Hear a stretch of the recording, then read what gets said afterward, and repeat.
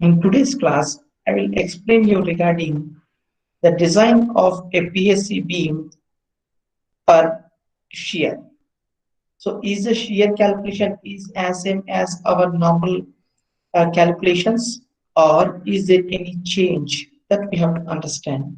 So before going into that concept, first of all, we should understand how the shear is affecting the whatever the pre-stressing tendons you are providing, how they are modifying, are they contributing anything to the shear strength of the beam, that we need to understand. So for this concept, see here, let me explain you first point.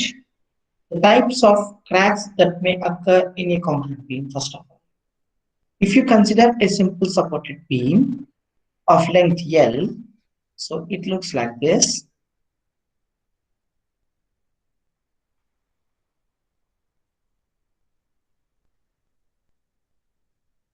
So this is a simple supported beam.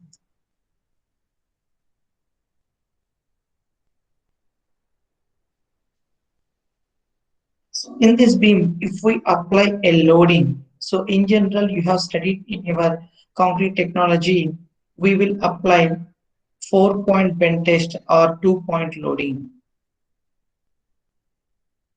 So when you apply a load like this, so we call them as, this is called as shear zone. Along with me, you people can also write down. So we are considering a simple supported beam of length L. And here we are applying 2-point loads to loading on the structure. So this is something like W. This is also W. I am considering the distance as A here.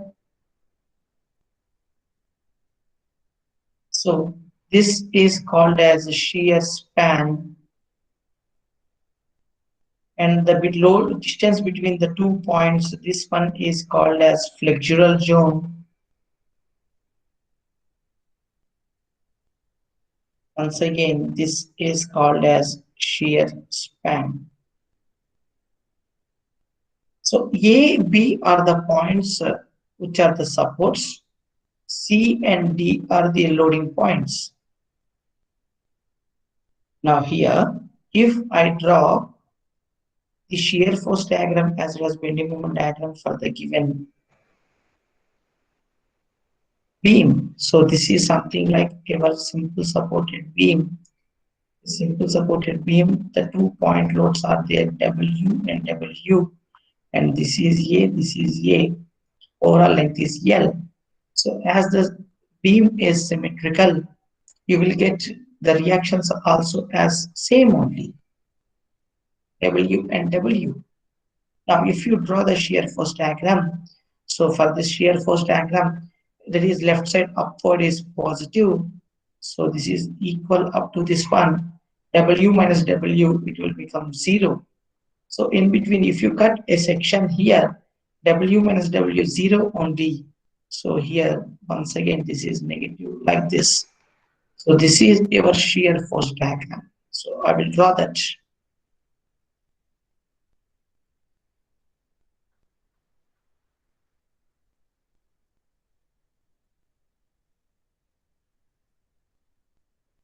So this is W, this is W. So this is SFD, shear force diagram. Whereas if I draw the bending moment diagram for the same beam, so what happens the bending moment diagram for the same beam? Due to the loading, the moment at this point is nothing but if you cut a section, this is force into distance. So that is nothing but W into A. And in between it is constant as the loading is shear force is 0, bending moment is constant. And here, this is the one. So the bending moment diagram will look like this.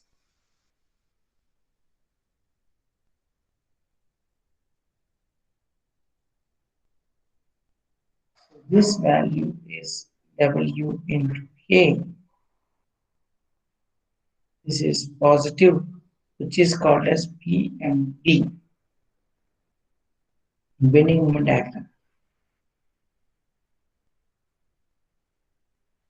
So we have considered a simple supported beam. For a simple supported beam, 2 point loads are acting. So now here you have, for a pre-stressed concrete beam, we have the tendons also. Now provide the tendons, assuming it is a parabolic tendons are provided. So just this is your neutral axis. So that is the tendons are provided like this.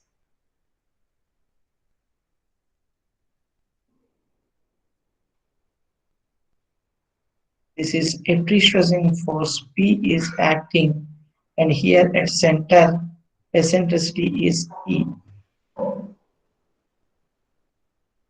Eccentricity is E. Now, in this case, now see this one. Due to this pre-stressing force, the moment is nothing, but at the center, the moment is P into E is the moment. Similarly, at supports, the moment is P into the eccentricity is 0 here. That's why P into 0 is 0. So if you draw once again the bending moment diagram for as a pre-stressing force, it looks like this.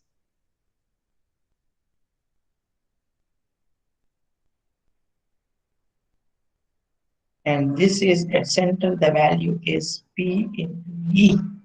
And this is called as pre-stress moment diagram.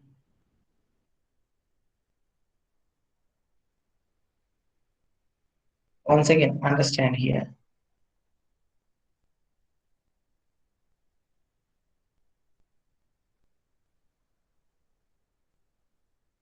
So we are considering a simple supported beam with the two concentrated loads at equal distances from the supports. The shear span is AC, and where the shear force is 0, there that is considered as a pure, this the point we can consider it as pure moment zone. So here only the moment is existing in between CD span in CD portion, whereas in the AC span, the shear force is constant, moment is gradually increasing. So here in the zone AC, both the shear force as well as bending moments are acting. That means here there will be a combined state of stresses in AC zone.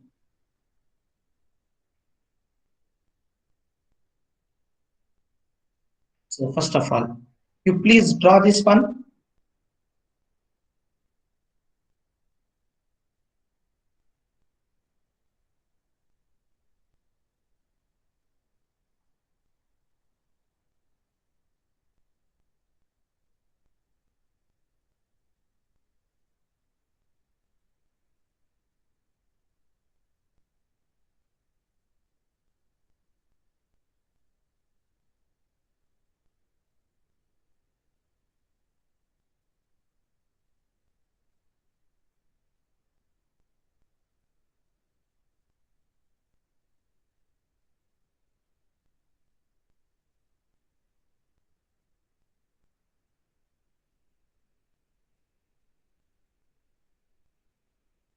Consider a simple supported beam as shown in figure.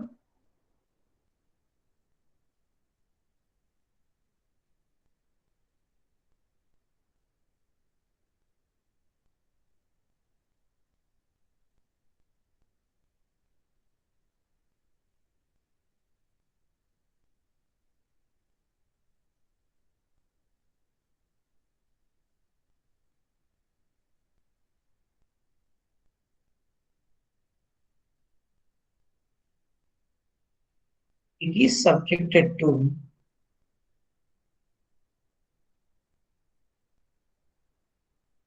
two concentrated loads.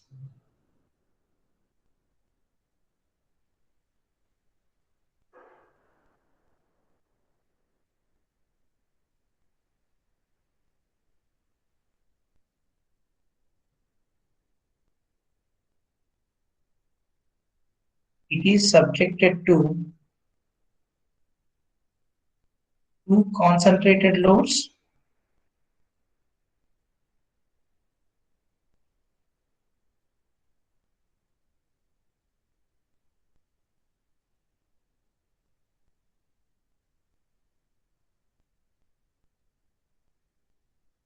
It is subjected to two concentrated loads. AC is the combined zone of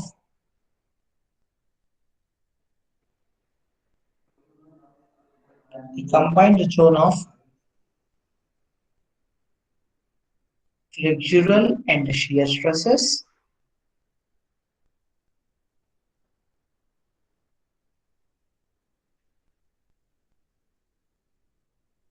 Zone CD is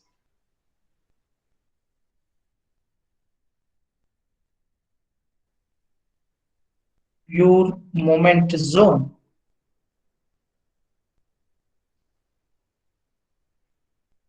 In zone CD, moment only exists, shear force is zero.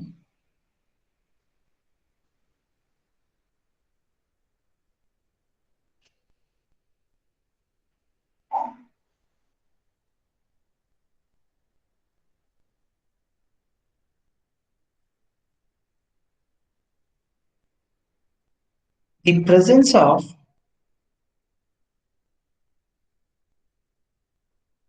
shear causes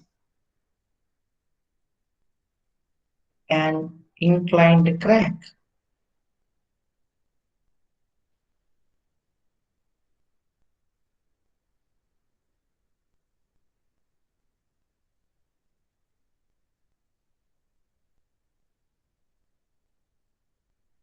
So now see here, in any structure, whenever the cracks will occur, the cracks occur only when the tensile stresses are there, and these tensile stresses are more than the tensile strength of the concrete.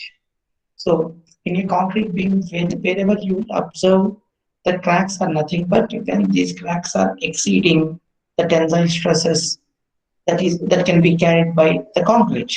Now, the shear which is causing an inclined crack. So whenever you are observing an inclined crack with a 45 degrees angle, so that may be due to the shear. As the beam is not sufficiently designed for shear, so definitely the cracks may occur due to this excessive shear force. So this inclined shear cracks, this inclined crack forms, this inclined crack forms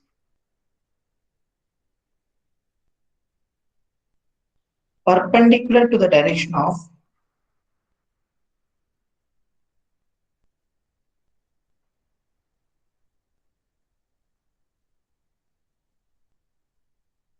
principal tensile stress.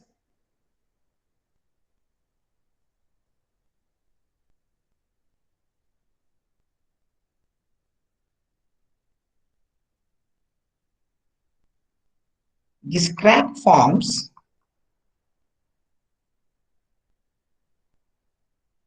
when the principal tensile stress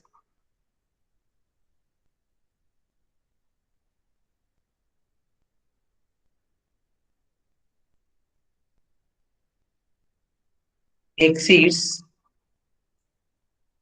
the tensile strength of concrete.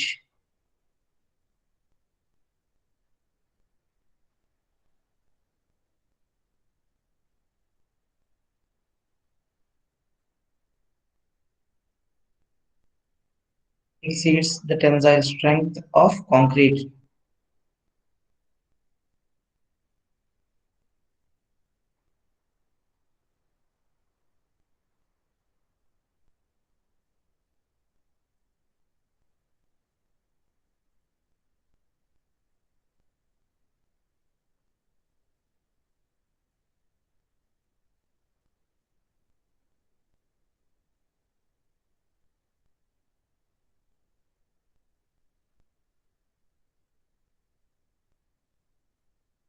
So the principal tensile stress, which is exceeding more than the tensile strength of the concrete, then only the cracks will form.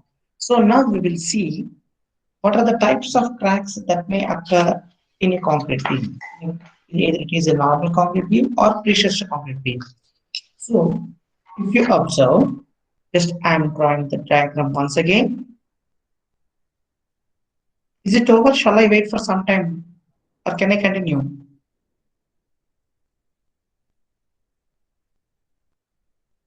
I would like to take the response from you people. Continue, Right. continue, sir. Now, take a beam.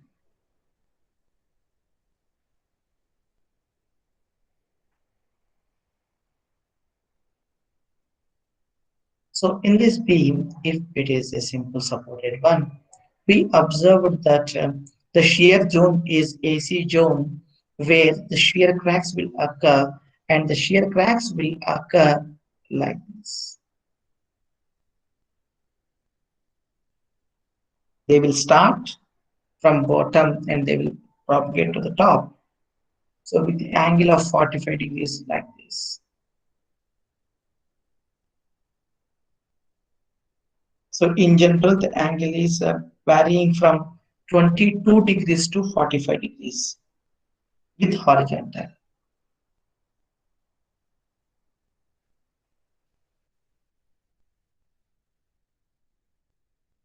The angle of inclination varies from 22 degrees to 45 degrees with horizontal.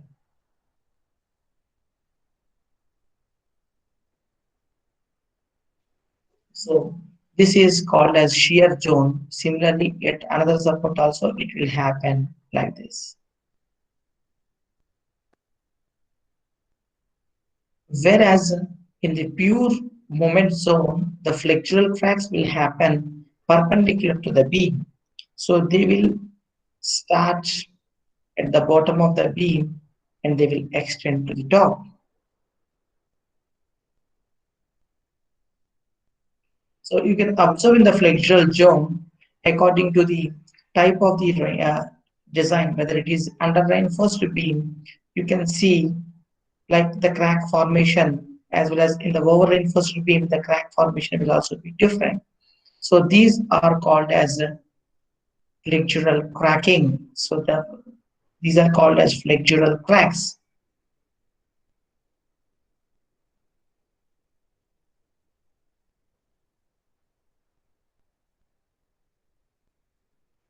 So this is called as shear cracking.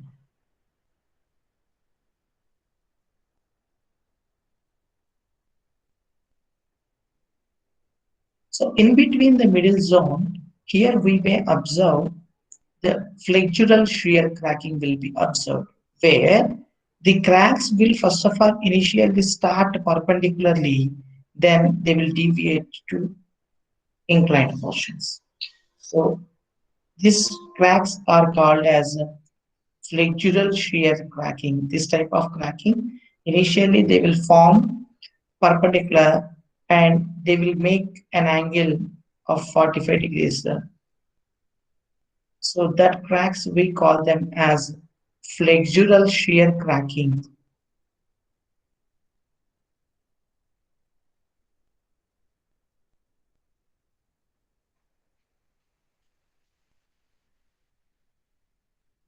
We already studied in our strength of materials that if you take a cross section of the beam or a rectangular section, if you observe, so this is the stress variation.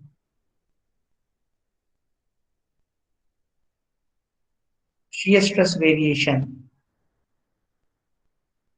So shear stress variation, you can observe that we average And for a rectangular section at the midspan, the value is 1.5 times of the average. So at the neutral axis, you will observe the maximum shear stress. So this is regarding the shear stress distribution.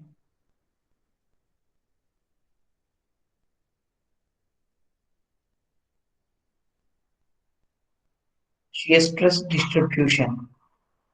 Whereas coming to the flexural stress, in case of flexural stress, what happens at the top fiber, you will get top and bottom fibers, you will get the maximum stresses, and at the neutral axis, the stress is zero. So this is the variation. So at top and bottom, you will get like this.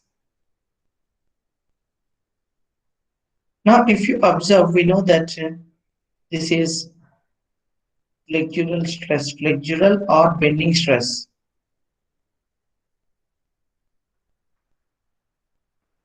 Here we are considering, that means the shear force is not equal to zero in those sections. That is the variation of the distribution of shear. And this is also moment is not equal to zero.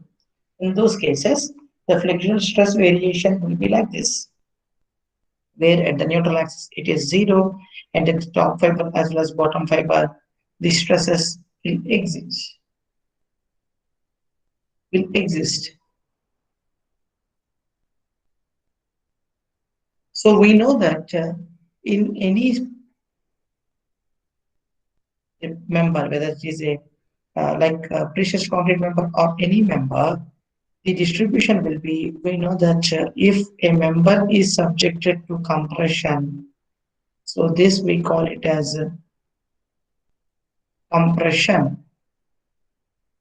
So this is denoted as compression, whereas the same member, if it is subjected to tension like this, so this is represented by tension, and this is the distribution of shear.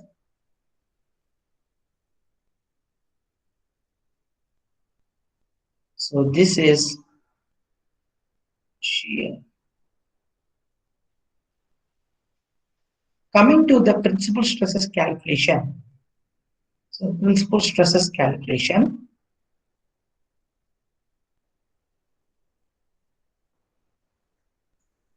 Sigma 1 comma 2 is equal to, in our strength of materials, we studied this. Sigma 1 comma 2 is equal to, for example, there is a small stress element is there on this. Here a force is acting, just sigma x and sigma y. Don't bother about whether it is tension or compression. We'll see later on. And similarly, here on y-axis, sigma y is the normal stress acting perpendicular to the plane. Now shear stress is acting parallel to the plane. So this is tau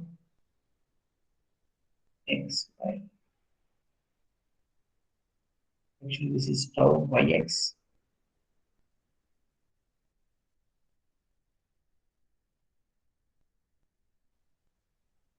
X y, tau x y. Actually, due to this complementary stresses, tau xy is tau yx. Now you can write down the principal stresses sigma x plus sigma y by 2 plus r minus square root of sigma x minus sigma y by 2 whole square plus tau xy square. So this we already know to calculate the principal stresses. And if you want to know, that means at a plane, for example, a plane is there like this, which is making an angle of theta. So for the on this plane, the principal stresses are calculated. Now, tan 2 theta, that is nothing but here, if you would like to calculate the angle made by the principal stresses, which is nothing but 2 tau xy by sigma x minus sigma y.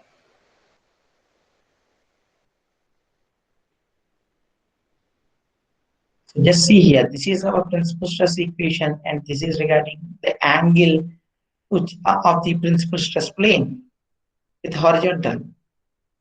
Now in this, for example, if sigma x is equal to 0, sigma y is equal to 0, what is the condition of this?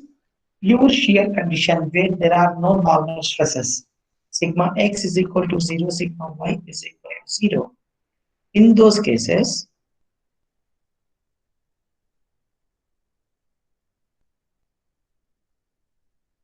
in those cases, what happens? Substitute sigma x and sigma y in the principal stress equation, and the principal stresses sigma 1 comma 2 are nothing but this is 0, this is 0, this is 0, this is 0. So you will get only square root of tau xy and plus or minus square root of tau xy square is nothing but tau xy. So here I am considering only all the other stresses are, the normal stresses are 0, only shear stress is existing.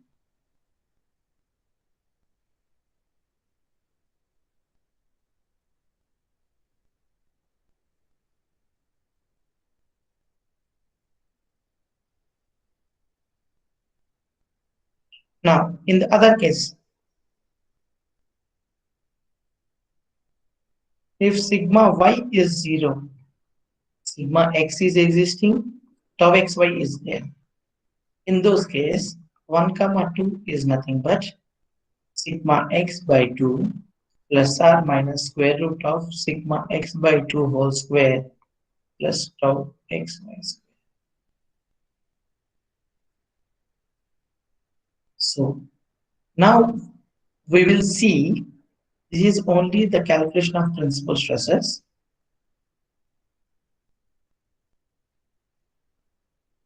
We have already studied one major point here, how a shear can be compensated here. In how many ways? For example, we know that we are providing the stirrups. When we are providing the stirrups, if you remember in your RCC, just once again, let me go back to our RCC. If you remember, so a beam is there. I would like to design the shear reinforcement for a beam. So first of all, what you will see here, this is your concrete section beam, simple supported beam, which is provided with a tension reinforcement in the tension zone like this. Now we have to design the stirrups. So to design the stirrups, first of all, we should understand what is the shear capacity of the concrete section. So a shear capacity of the concrete section will be considered by three consideration. So first one is aggregate interlocking.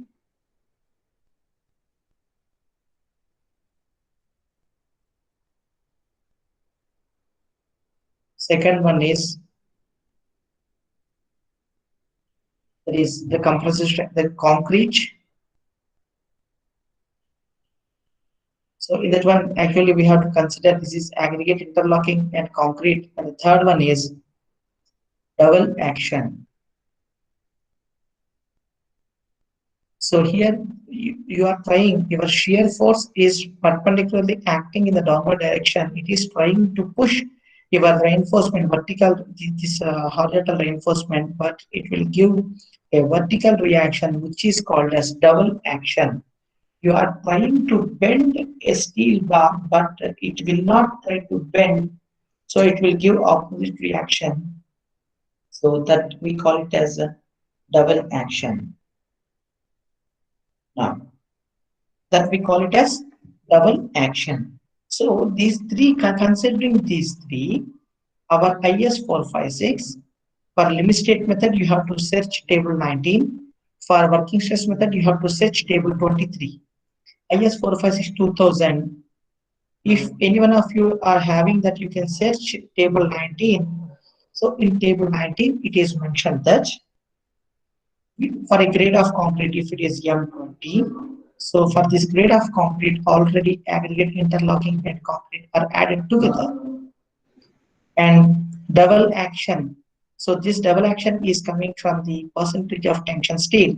So from PT is equal to 100 AST by BD, and from the grade of concrete, we calculated tau C value. That is nothing but the shear strength of the concrete section. So considering all these 3 points, this shear strength of the concrete section is calculated. So if, and we know that for a given shear force, we will calculate nominal shear stress Vu by Bd if tau V greater than tau C. Actually, if it is a shear is as per limit state method, so tau Vu greater than tau Cu, then this is considered you have to design shear reinforcement. If tau Vu less than tau Cu, then provide minimum shear reinforcement. So this we already know as per our IS 456. But however, coming to our precious concrete sections, there are certain conditions where you can minimize the external shear force. So the first point is, you can note down the points.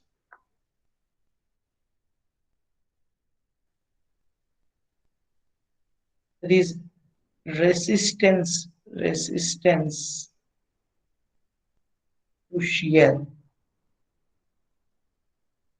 of PSC beams. So how shear will be resisted by PSC beams over and above RCC beams? Yes, definitely there is aggregate interlocking is there. There is a concrete section. There is paste zone is there. There is double action is there. But however, along with this, there are certain other advantages of a PSC beam to resist the shear that is coming on the beam. So the normal RCC beam, which doesn't have, are there in a PSC beam. The first point is, obviously we are saying that the minimum grade of concrete for a pre-tensioned zone is M40. Remember this, many of you have done a mistake. The objective examination, pre-tensioned members, the minimum grade of concrete in pre-tensioned is M40. In case of post-tensioned, it is M30. Many of you have done reverse of it in the objective examination. So M40 and M30, that means you are going higher grades compared to normal RCC members. Definitely, as you are increasing the strength of the concrete, definitely the shear strength of the section increases. So high strength concrete diminishes. High strength concrete diminishes shear. That is first point. So when you are going for high strength concrete, then that is resisting the shear.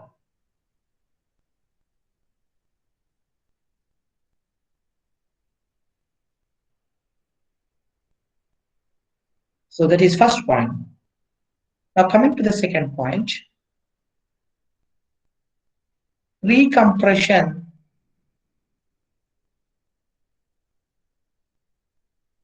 in concrete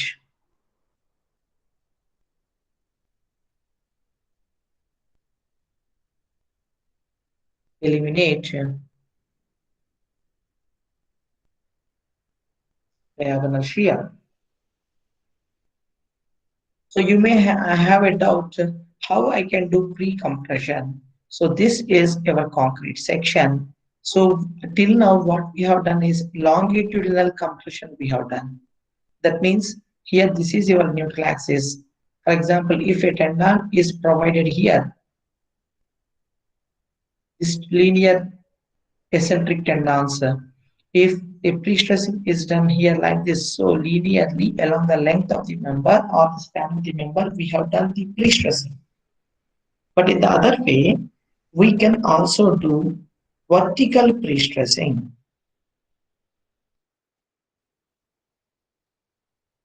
Like this.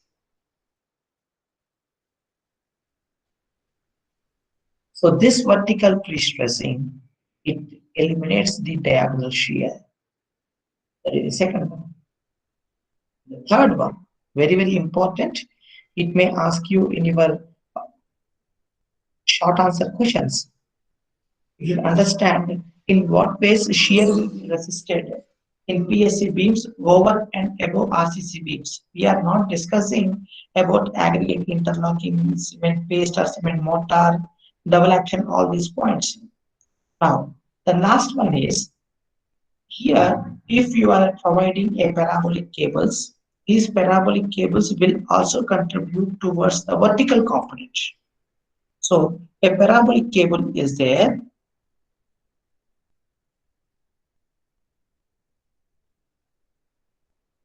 like this. So this parabolic cable, now here this is your precessing force, which is theta, and this is P sin theta. So this will also resist the vertical component of precessing force will compensate shear. So along with the horizontal force is P cos theta only, not P. For smaller angles, cos theta is nearly equal to 1. That's why we take it as capital P. But actually, horizontal stress is P cos theta, vertical is P sin theta. So the vertical component of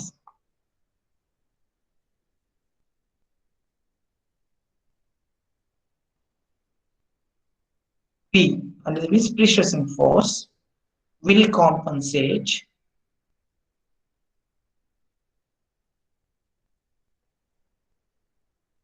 shear. Will compensate shear.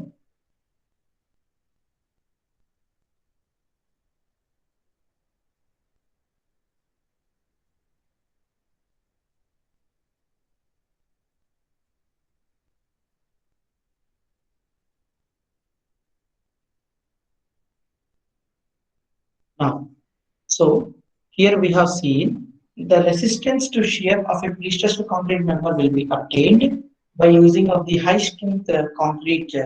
So this high strength concrete diminishes shear. This first point.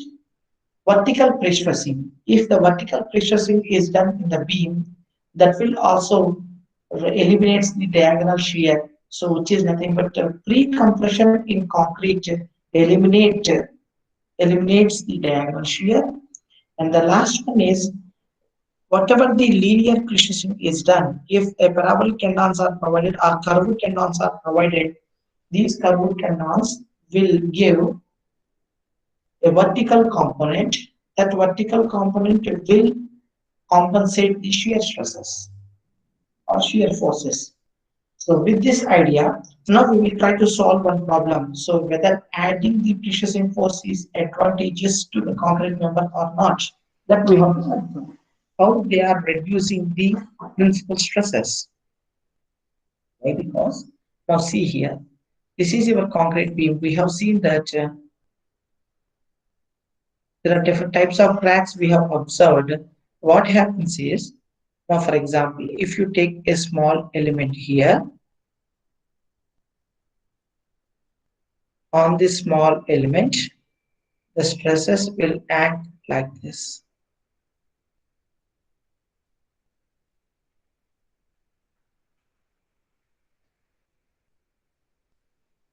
Will act like this. So these stresses, if the principal stresses are calculated, if the principal stresses are exceeding the tensile strength of the concrete, so then you can observe the crack propagation. So rather than taking the element, I can also take a horizontal element like this. A horizontal element like this. So these are the stresses acting. And these are the shear stresses. So for this, I will tell you a small problem. Note down the problem. A pre-stressed concrete beam of span 12 10 meters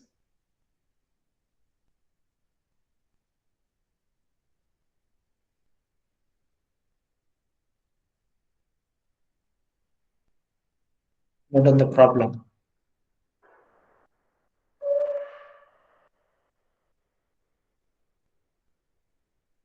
A pre-stressed concrete beam of span 12 meters has a superimposed load of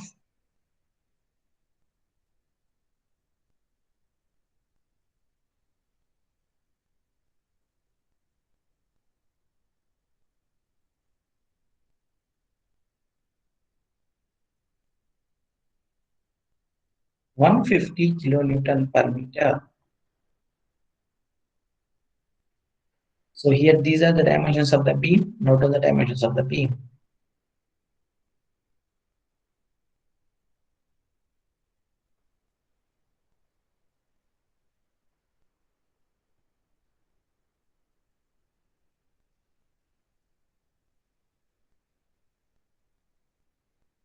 Evaluate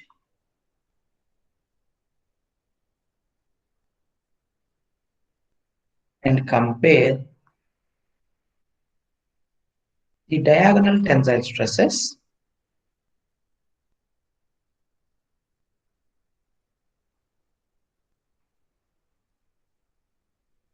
due to the following cases.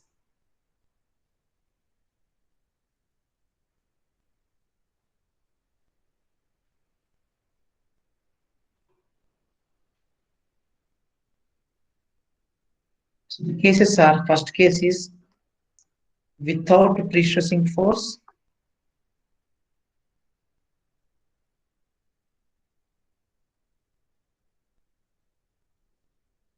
Second one, with the pre-stressing force with an axial pre-stressing force of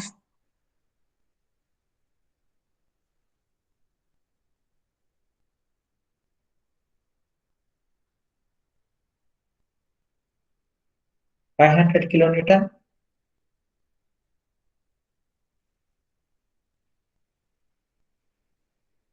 With an axial pre-stressing force with a pre-stressing force of, okay, please make a correction, with a pre-stressing force of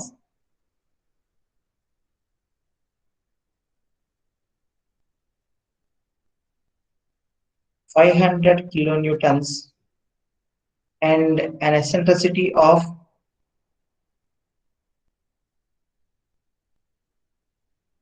200 mm.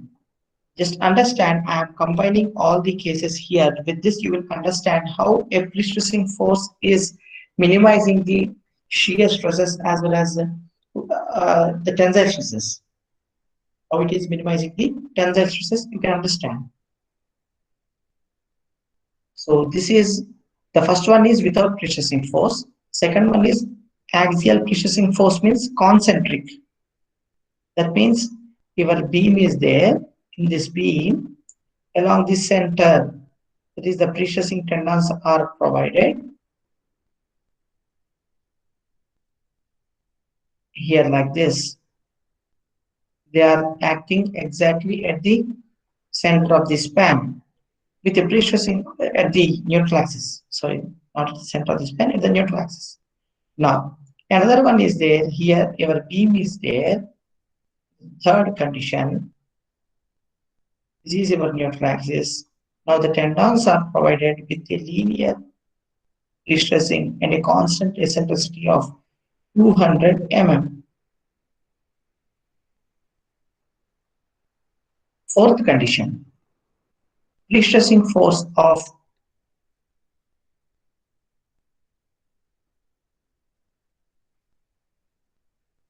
500 kilonewton with E is equal to 0 at the rate of supports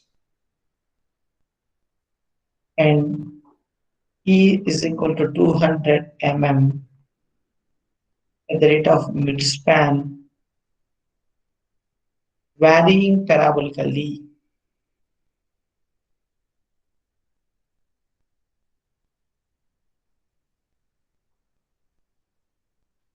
So this is your beam. So in this beam,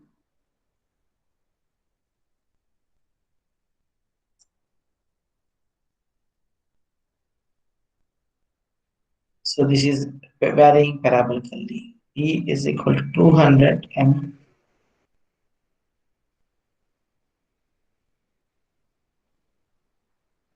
So this is your pre-stressing force.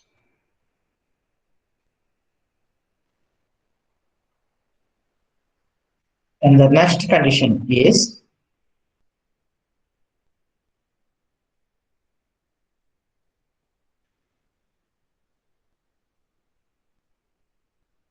when the beam is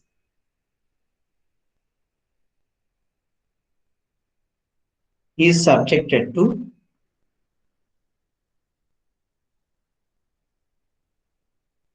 transverse stress, transverse, that is perpendicular stressing.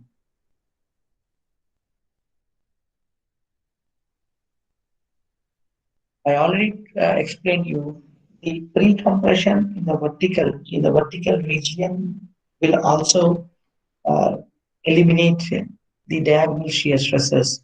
So here we are considering another case where the beam is subjected to transverse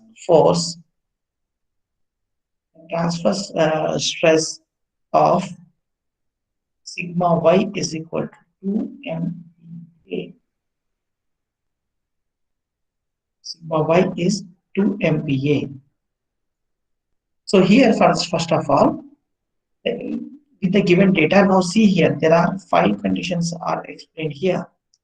So in the first condition, without pre-stressing force, and the second one is with an axial pre-stressing force of 500 kilonewton. Okay.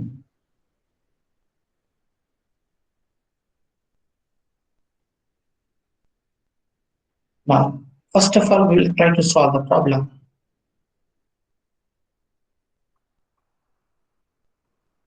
Just let me wait for you people all so that I can see that you people have thoroughly understood this question first of all.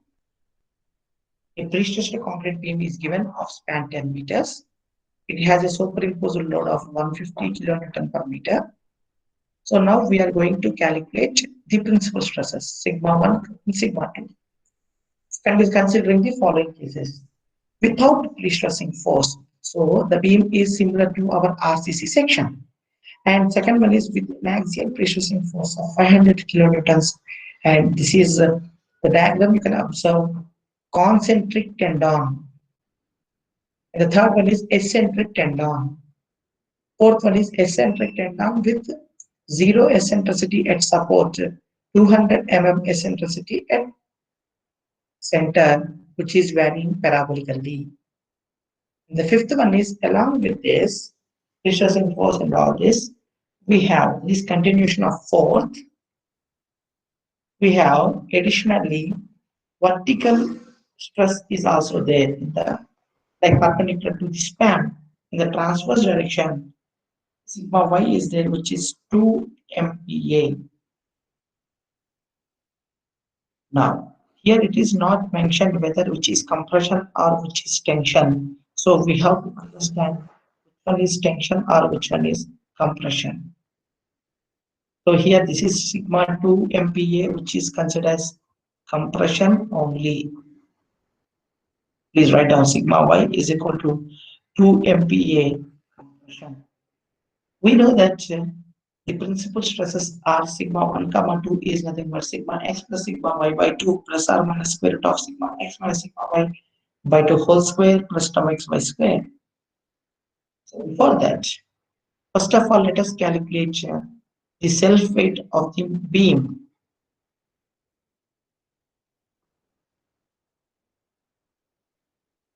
So self weight of the beam is 400 mm, 800 mm into density. You people have to respond what is the value.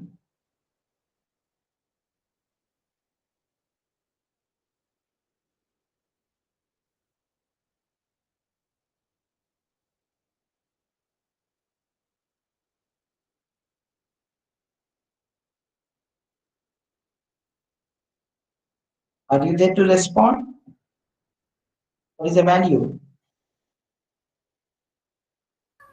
8. 8 kilonewton per meter.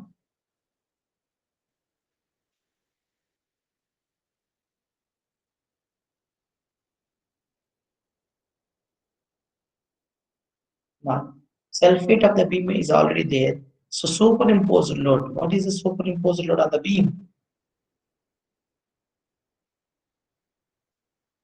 Just go to the question. It is mentioned as 150 kilonewton per meter.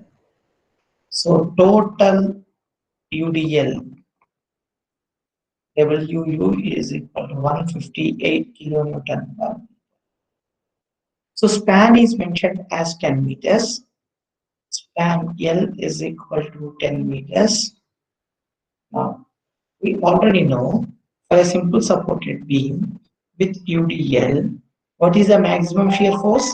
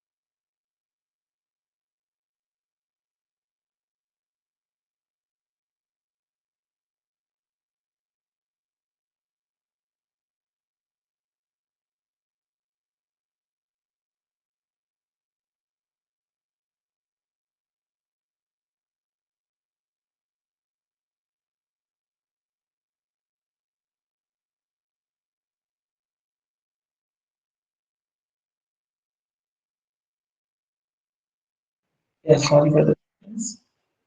Let me know the answer of this.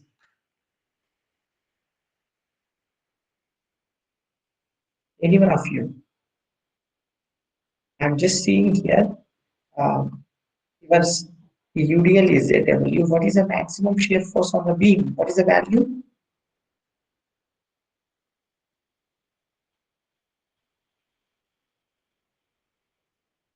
Okay, uh, that's fine. And the formula is here. You can write down it as WL by 2. So maximum shear force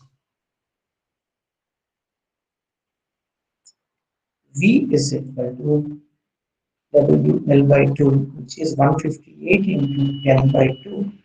And the answer is 790 kilonewtons. So this is considered as a maximum shear force at the support.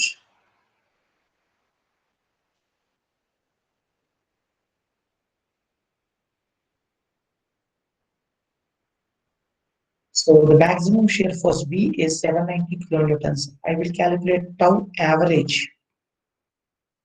So on the entire span, this is considered average. Along the length of the member, the value is tau average V by BD.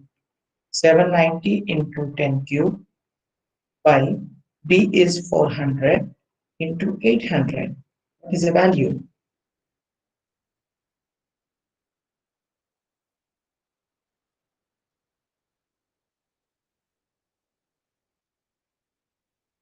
2.46. So 2.46 Newton per mm square. So your average stress is 2.46 Newton per mm square.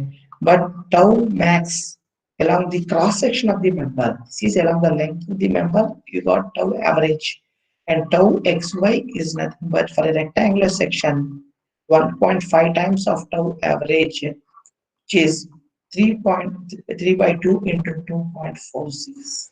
So you multiply the value with 1.5 and get the answer.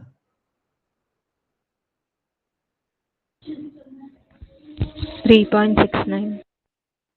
So that is 3.69 Newton per mm square. So tau xy is 3.69 Newton per mm square. Keep this ready with you. Now, we will go with our first condition where if you see our first case without pre-stressing force.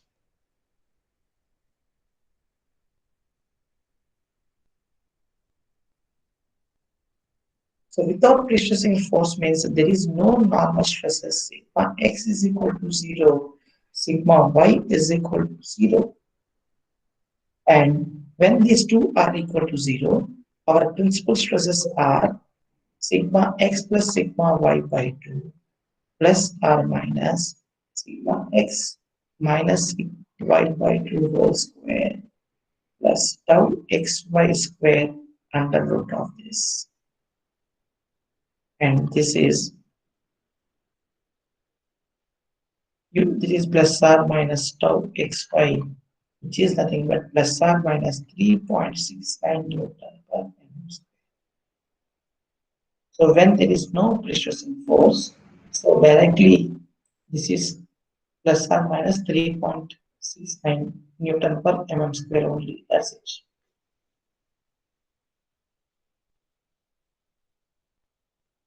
Right.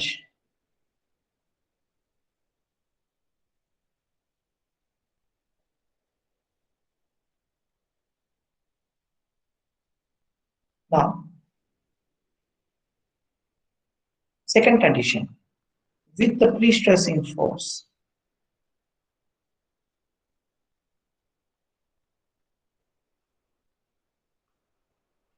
pre-stressing force means the pre-stressing force value is given as 500 kilonewtons. We know that this pre-stressing force is acting concentrically. That is, at the neutral axis level, it is acting on the beam.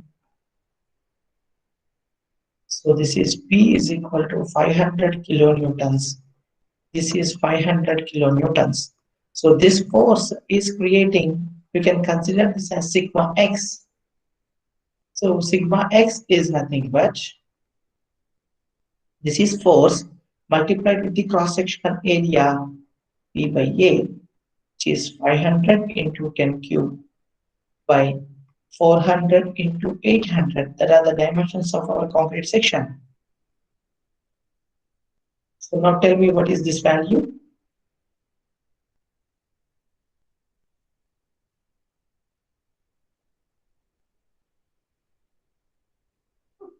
1.56.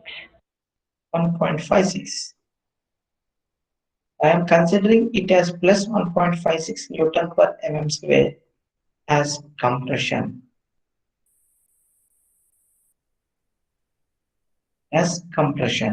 Now, write down our tau xy is already there, which is 3.69 Newton per mm square.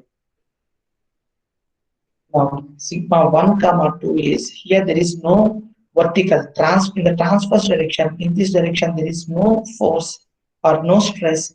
So sigma y is 0. So sigma x plus sigma y by 2 plus or minus square root of sigma x minus sigma y by 2 whole square plus tau x by square, which is nothing but sigma x 1.56. Remember the sign convention plus 0 by 2 plus r minus 1.56 minus 0 by 2 whole square plus 3.69. Now, sigma 1, what is the value? Similarly, sigma 2, one substitute plus and tell me the value in terms of Newton per meter square. Similarly, substitute sigma 2 and tell me the value in terms of Newton per mm square.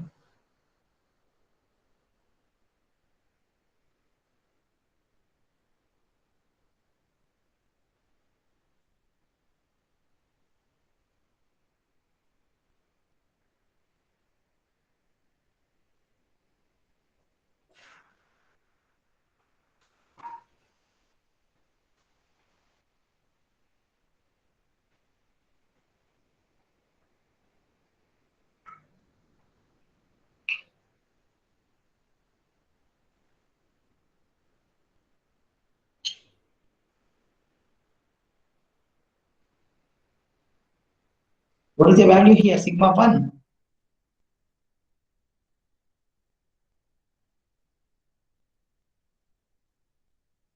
$4.55. Okay, tell me both the values. Sigma 2 minus 2.99. Sigma 2 minus 2.99. Sigma 1 4.55. Is it okay for everyone? Yes, sir. Right. So I'm writing it as plus, which is indicative of compression, and minus 2.99, which is indicative of tension or tensile stresses. Now you observe that when a pressure force is applied, so here sigma 1 and sigma 2 values are, these are the values. Now go to the third condition.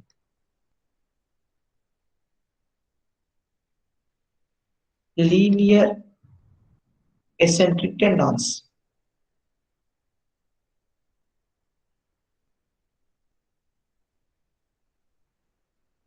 That means here this is the beam.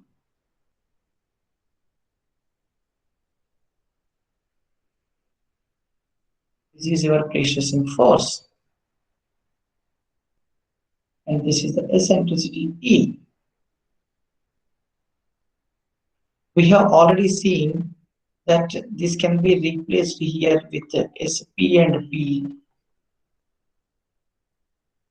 P and P. Now this force and this force will be forming a couple, and they will be acting like a moment in the direction.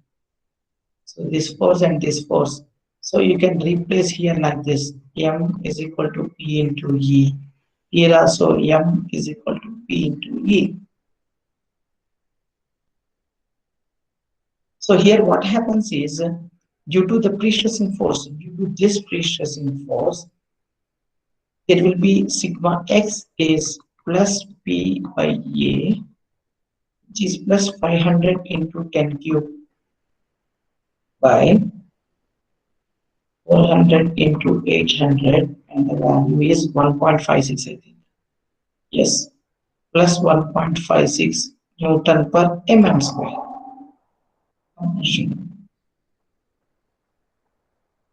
There is no effect due to eccentricity on shear. So shear will not be affected by the eccentric tendons, constant eccentric tendons, linear eccentric tendons. They will not give anything. It is as same as our concentric tendons only. Tau xy is 3.69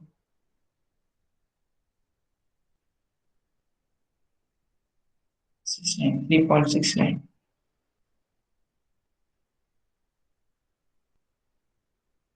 Newton per mm square. Now it is as same as our sigma 1 is 4.55 Newton per mm square. Sigma 2 is minus 2.99 Newton per mm square. So when the linear eccentric tendons are provided, there is no much variation. Directly, whatever the concentric tendons are provided, in the similar way, we will get the resultant stresses. Now, in the fourth case, it is mentioned that parabolic tendon is provided.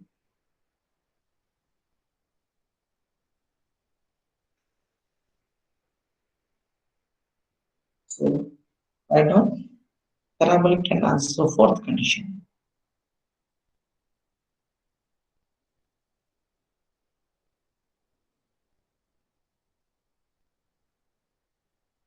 Parabolic tendons. So, here in the parabolic tendons, what is given for us? Your beam is there. For the beam, this is your left axis. This is the projection of the tendon.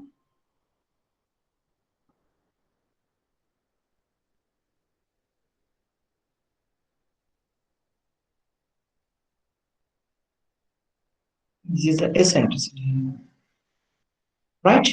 So we know that already it is making an angle of theta here with horizontal. This is making an angle of theta.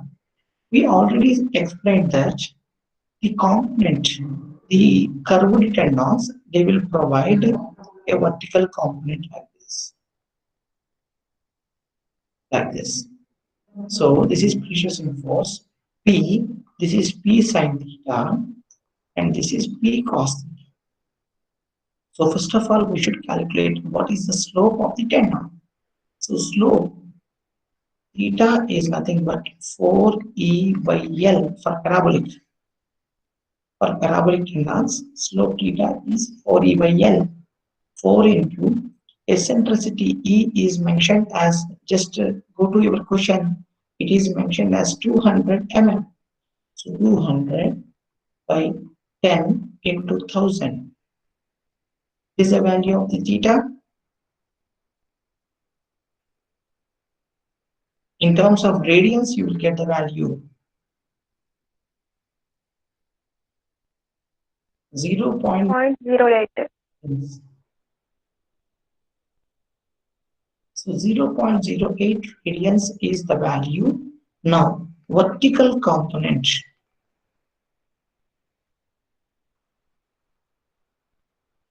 is equal to P sin theta. So your precession force is 500 into sine 0.08. Please keep your calculator in mode radian. Don't keep in degrees. Keep in radians and calculate the P sin theta value 500 sine 0.08.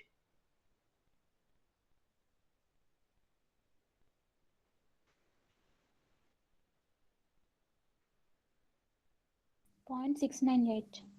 0.698 is the sine value. Into 500 you have to do, right? 39.95. Right. 39.95 kilonewtons. Vertical component. Now just check it. Your pre-stressing force, it will be acting here like this reaction force. Your the support is RA or something, whatever. You calculate as 790 kilonewtons. But what happened? The downward force, pre-stressing force, it is coming in the downward force. So net upward shear force is nothing but 790 minus 39.9. So that is the advantage of this parabolic tendons. The parabolic tendons, they are reducing the net, that is the net upward shear. So net upward shear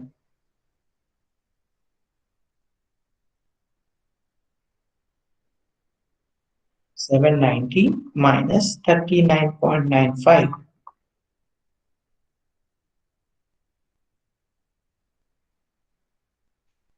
750.05 kilonewtons. So this is net upward shear.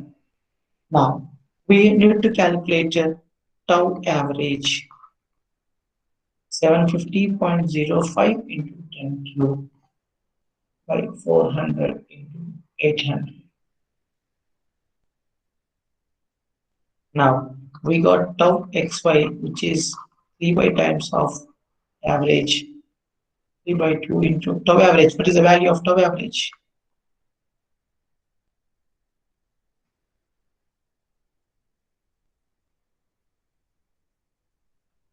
So 3 by 2 times of 2.34. What is the value? 3.51. 3.51, right?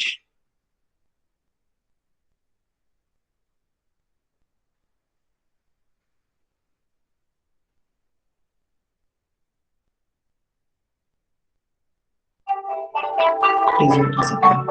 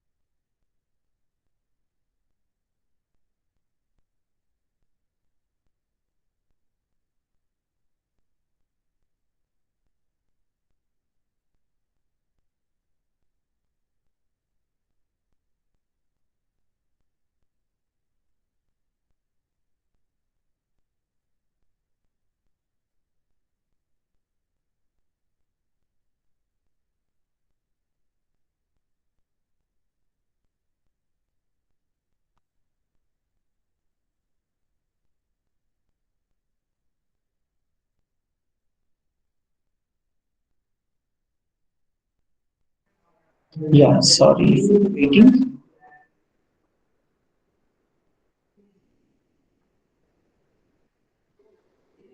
Okay, so we start. Have we calculated the values?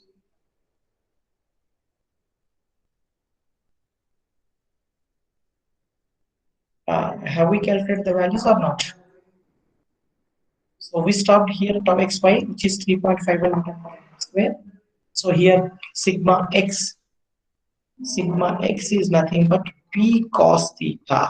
Don't take p value. Why? Because your horizontal component is p cos theta by the cross sectional area, which is 500 into cos 0.08. Now substitute in terms of radians, 400 into 800, which is compression. I will consider it as plus only.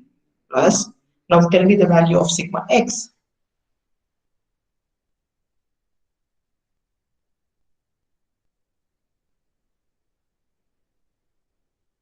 What is the value of sigma x?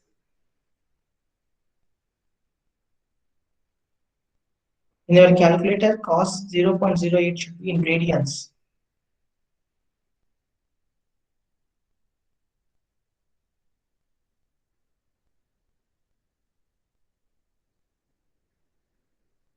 Yeah, who is giving the response?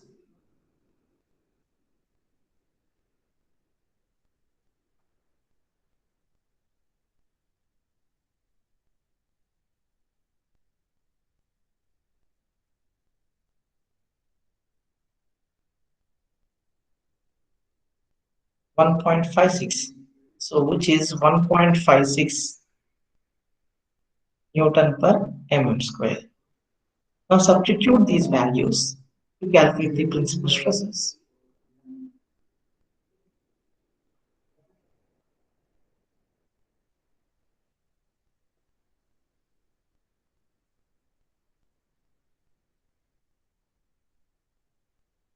So in this 1.56 by 2, because here your sigma y is 0,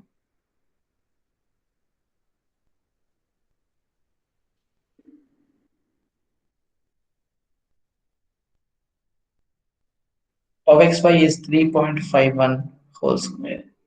So you will get sigma 1 as well as sigma 2. Tell me those values, sigma 1 as well as sigma 2.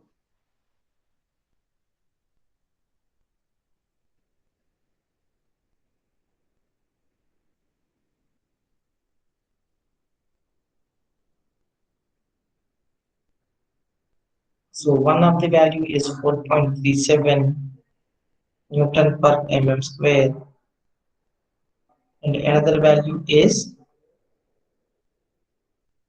2.81 minus 2.81 Newton per mm square. So this is tensile stresses and this is compression. So here you can see compared to the previous one, the same stressing force with parabolic tendons. You can minimize the stresses from 4.55 to 4.37, from 2.99 to 2.81 Newton per mm square. So parabolic tendons are completed. Now in the fifth condition, we have seen that there is a vertical pre-stressing. Vertical pre-stress sigma y is plus 2 Newton per mm square, along with your above problem. So sigma 1 comma 2 is 1.56 plus 2 by 2 plus or minus square root of 1.56 plus 2 by 2 whole square. Sorry, this is minus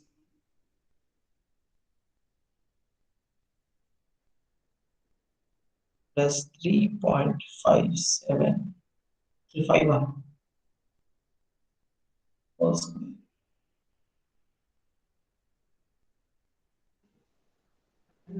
So you will get sigma 1 as well as sigma 2.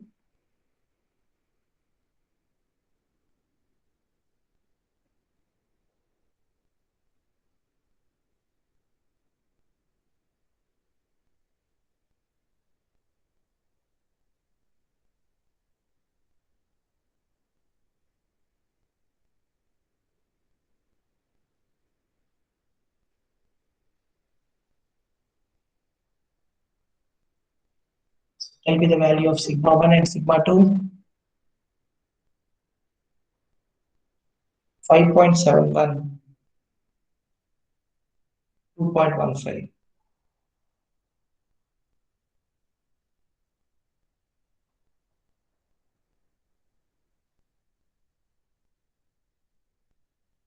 Is it right?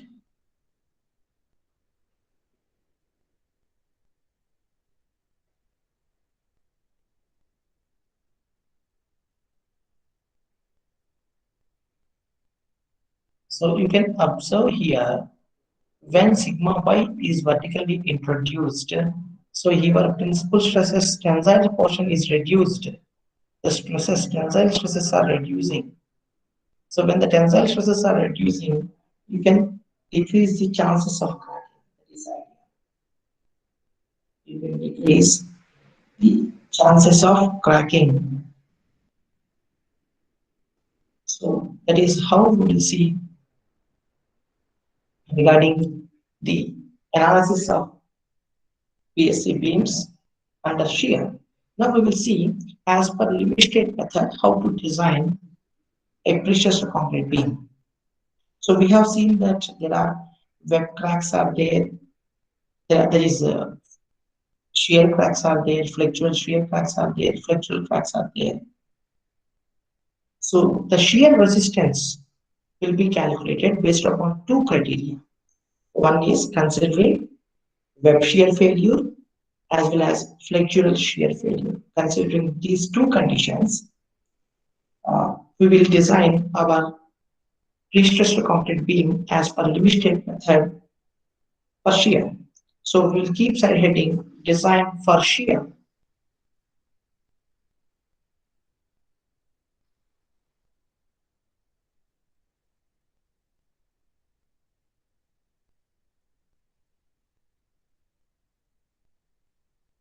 So all of you keep design for shear as per limit state method. So here we are following IS 1343. So with this Indian Standard Code of pre-stressed concrete, we are going to design for shear.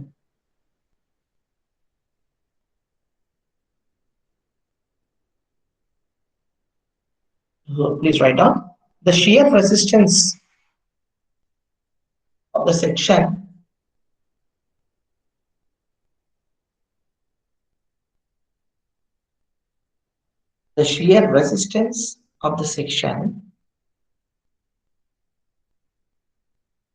against is the shear resistance of the section is considered against the shear resistance of the section is considered against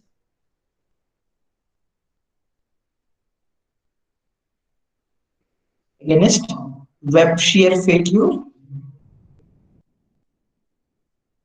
at support,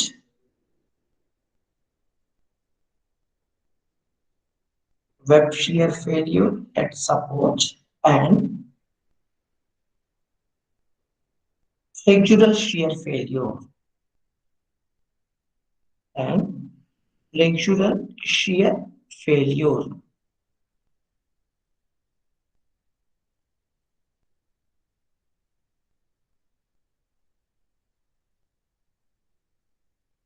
So here web shear failure will be considered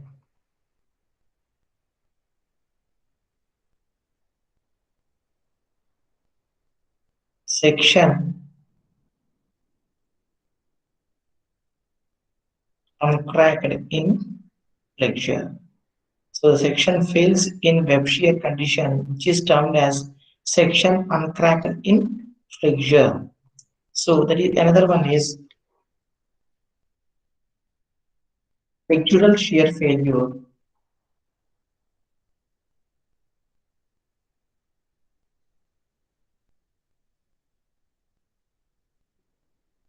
Section cracked in flexion. So there are two conditions are there to calculate it, and lesser of these two values will represent lesser of these two represent the mode of failure. So we'll calculate. There are some certain equations are there for web shear failure, that is section uncracked in flexion, flexural shear failure, that is section cracked in flexion. That means when it is not cracking in flexion, it means that it fails in web shear. So for this, we have certain equations are available with us as per IS 1343. So the value, whichever is the minimum, that is considered as the shear resistance of the section. So whichever is minimum, that is considered as the shear resistance of the section. Now let me open IS 1343 and let me show you the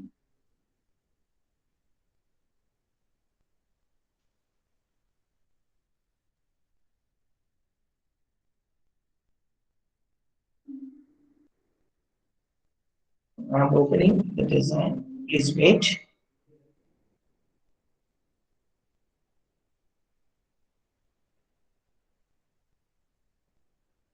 You people are informed to take the printouts of it.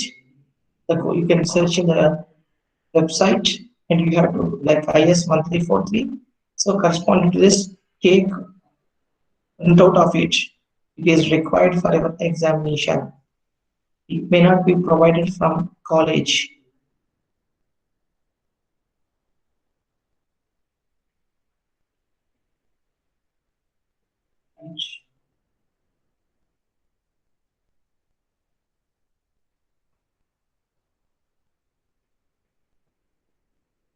Now see this.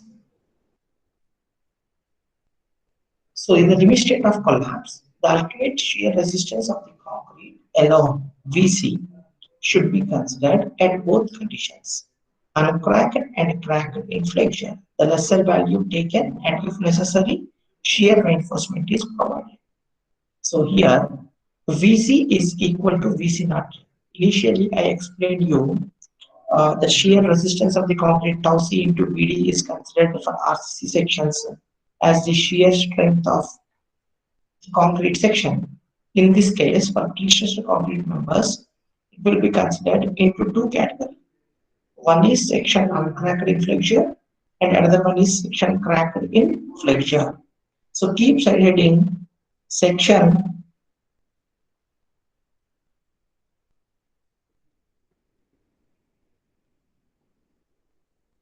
uncracked in flexure. Please, all of you, note down these points.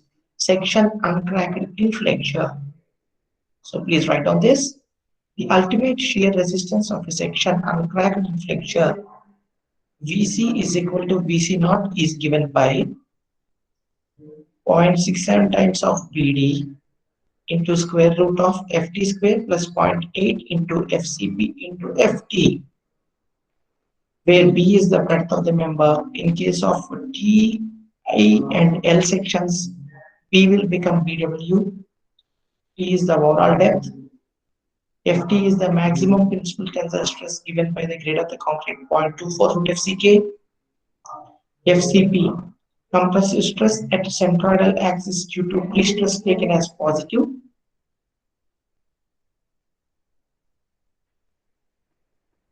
So please write down all these things. So that is nothing but FCP is nothing but capital P by A.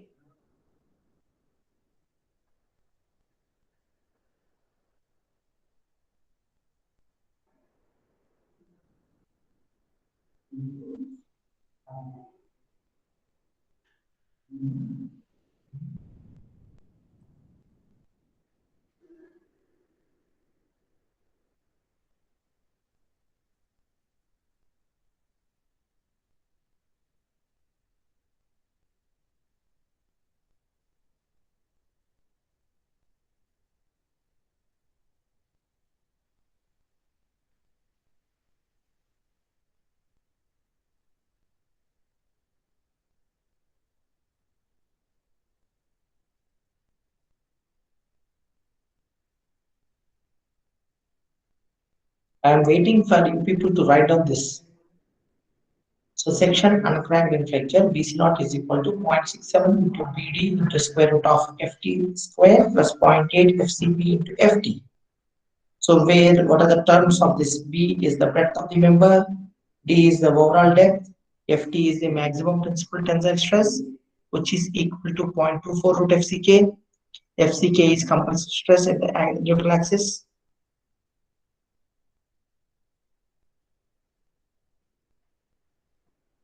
Harshavardhan? Sir, good morning, sir. Harsha, are you ready for the presentation? Sorry, sir. No, you would like to give once again, right? Similar.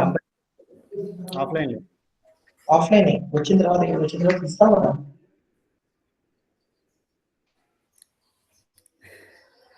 ఏమైంది sir ఇస్తున్నాను లేదా? ఇస్తాను sir, కానీ second time అవుతుంది కానీ net కూడా bore కొడతాయి కదా sir. ఏం బాగుంటుంది. బట్ ఓకే, లాస్ట్ ప్రయారిటీ నీకు ఉంటుంది ఎందుకంటే ఆన్లైన్ ఇచ్చేసావు కాబట్టి. Remaining people, you please be ready. Why? Because whenever the college starts, immediately I will ask you to give the presentations. So then don't say that I didn't prepare well, my report is not ready, and I forgot to prepare the report. Don't say like this. Naveen, 130. Sir, good morning, sir. How are you, Naveen? Fine, sir. Thank you. Lot of it's long back I am seeing you in the classes. Yes, sir. Due to some work, I am unable to. I thought you are preparing for GATE, that's why you didn't attend. Yes, sir. That is also true, sir. But some health condition also. Okay. Right now, is it fine? Yes, sir. Thanks. Okay, Pooja, 71. Good morning sir. అయిపోయిందా మీ assistant పెళ్ళి అయిపోయిందా? Yes sir. Okay, దోస్తులు ఎవరిని పిలవలేదుగా పెళ్ళికి? పిలిచాను sir. ఎవరు రాలేదా? వచ్చారు కొందరు. వచ్చేసి తినేసి వెళ్ళిపోయారు అంతే కదా? అట్లేం లేదు సార్, ఉన్నారు. హెల్ప్ ఏం చేయలే నీకు? సార్ హెల్ప్ నీకు ఏం చేయలేదు వాళ్ళు ఎవరు? అంతే, ఏం వర్క్ లేకుండే సార్. ఓకే, నువ్వే చేసుకుంటావు అయితే ఇంట్లో నువ్వే చేసుకుంటావు. అట్లేం లేదు సార్.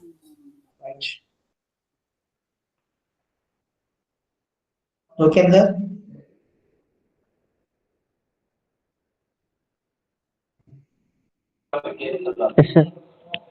ఓకేందా? పరిస్థితి ఏంటి సార్? అక్కడ వాతావరణం అంతా ఎట్లా ఉంది? Okay sir. మరి వేణుగోపాల్ ఎట్లా ఉన్నాడు? ఓకే సార్, బాగానే ఉంది సార్. మీ పబ్జి టీం అంతా బాగానే ఉందా? Okay sir. అందరూ మంచిగా ఆడుతున్నారా? లేదు సార్, అని ఇన్స్టాల్ చేసి. Venugopal. Good morning sir.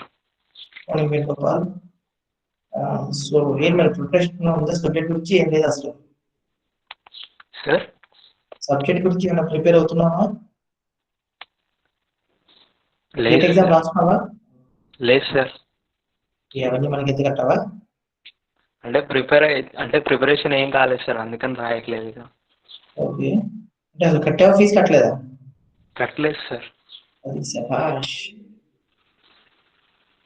Ali. Good morning sir. Good morning Ali. నేను చెప్పండి, పరిస్థితి ఏంటి? Good sir.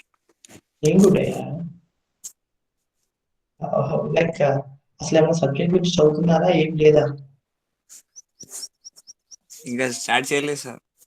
ఓకే, స్టార్ట్ చేస్తారు చెప్పండి. Next week sir. ఓకే, ఏమిటి గేట్ కోసమా లేకపోతే సబ్జెక్ట్ గురించి వీటి గురించా? సార్ గేట్ రాస్తలేను సార్. రాయట్లేదు.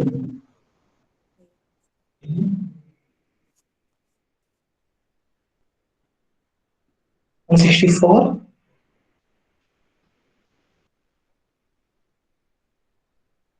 ఎవరు చెప్పారు లెఫ్ట్ అయిపోయింది? Okay, so we have to first of all రాస్తే అయిపోయిందా? Have you completed whatever I have shown to you in the code book? Can I continue further?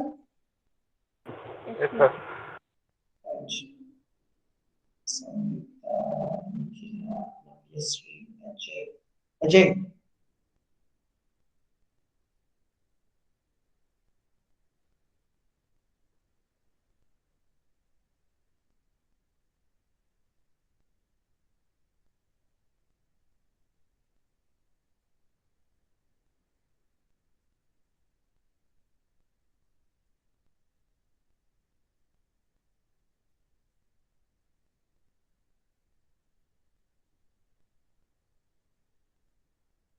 Okay. Okay.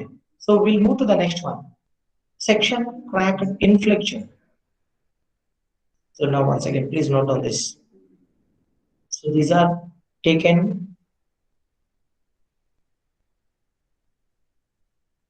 Sorry, sir. Okay, no problem. Right. Somebody newly joined right now, but I didn't take their attendance. You may miss it. Those people who joined recently, please tell your numbers. Otherwise, you will miss the attendance. I have already noted down. For 68 numbers, I have noted down. Sir 18140 sir 18140. ఏమైపోయినావు Narender? Sir ఇంతవరకు cut అయిపోయింది sir, signal లేక cut అయిపోయింది. ఇంకా 18136. గణేష్ నువ్వు ఎప్పుడు వచ్చావు? ఇప్పుడు వచ్చావు సార్ 16143 సార్ ఇందాక వచ్చా సార్. ఓకే, ఇందాకే వచ్చావు. ఏం చెప్పుకుంటున్నాం మనం subject? Sir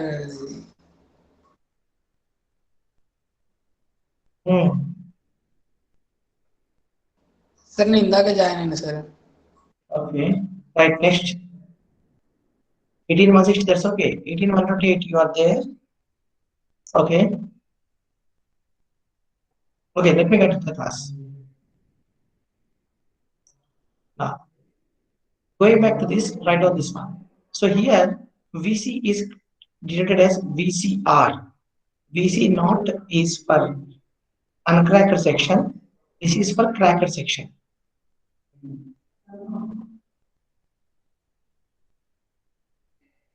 This is for cracker section.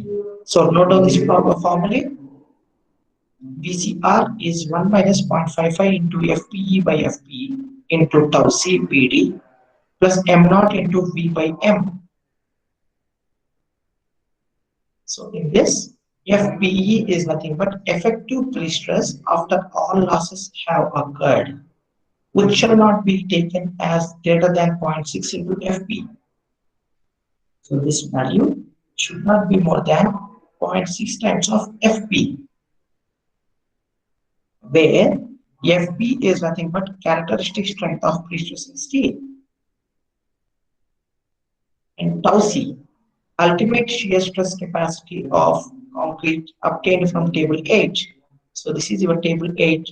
Tau C value you will obtain according to the area of pre-stressing tendon and from the grade of concrete. T is distance from the extreme compression fiber to the centroid of the tendons at the section. You can consider as effective depth also. M naught is the moment necessary to produce zero stress in the concrete at the depth, which is given by here. For M naught, the formula is there, 0.8 into FPT into I by Y.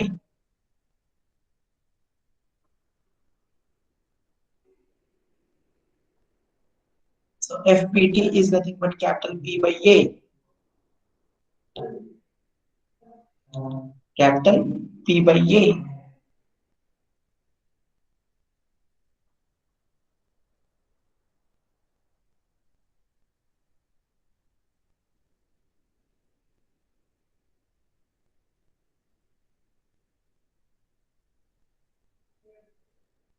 And here V is nothing but the shear force and bending moment at the section considered due to the ultimate loads. Please, all of you note on this.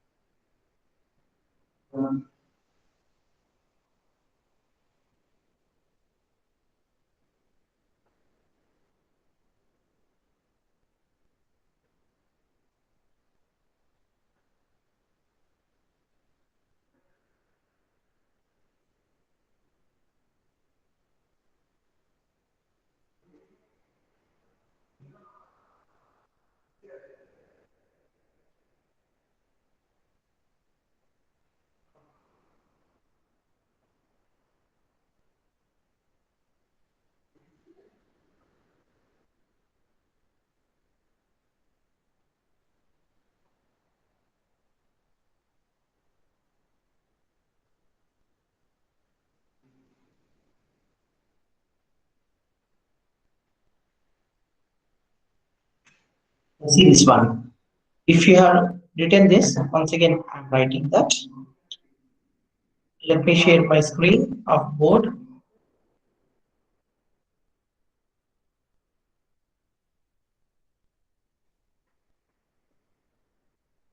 So, in case of shear, we are writing it as section uncracked inflection. So, this is called as section uncracked inflection.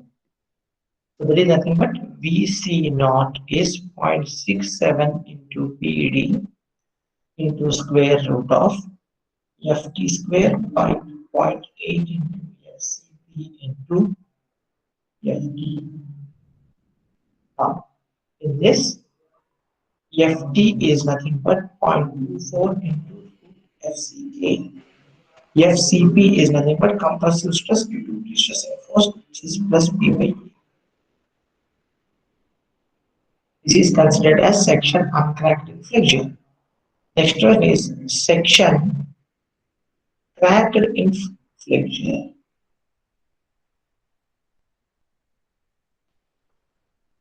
VCR is 1 minus 0.55 FPE by FP into tau PD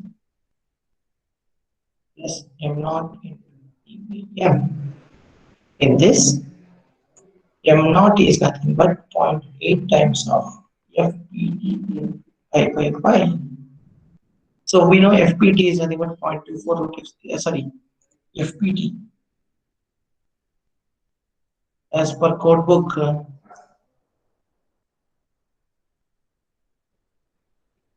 FPT will be calculated.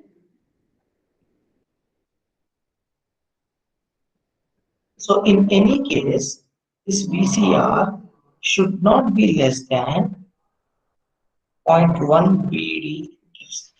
In any case, VCR should not be less than 0.1. So if you consider it supports M is equal to 0. We already know the bending moment at supports is equal to 0. So when support is equal to 0, moment is equal to 0, substitute in the above equation. If you substitute in the above equation, something by 0 is infinite. Infinite plus something is infinite only. So VCR becomes infinite. That is, the flexural capacity at support is very high. VCR is infinite at supports. So whichever is lesser, that will be considered as the shear resistance of the section.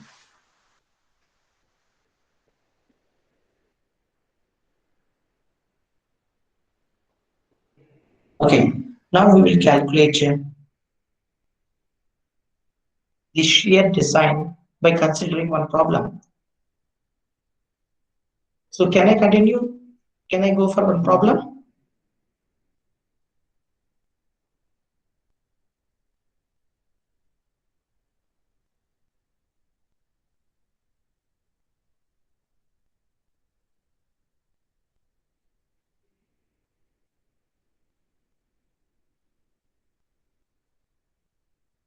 Okay, so now note on the problem.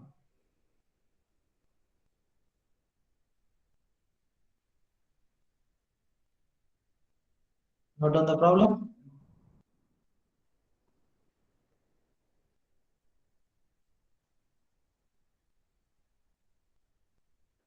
A pre-stressed concrete beam of span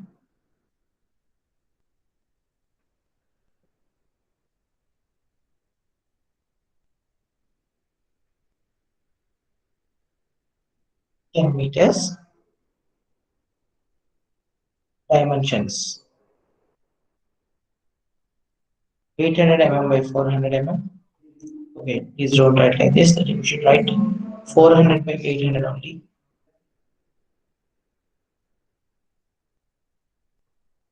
400 mm by 800 mm has a superimposed load of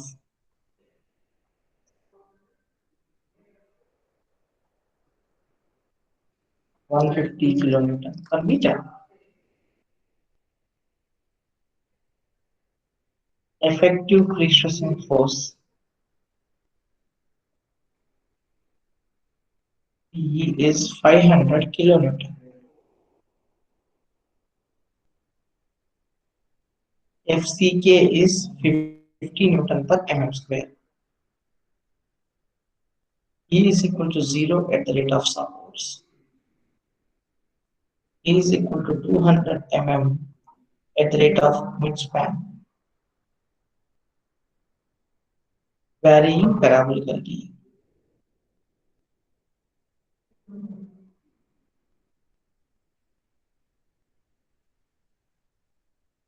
AP is equal to 0.25%.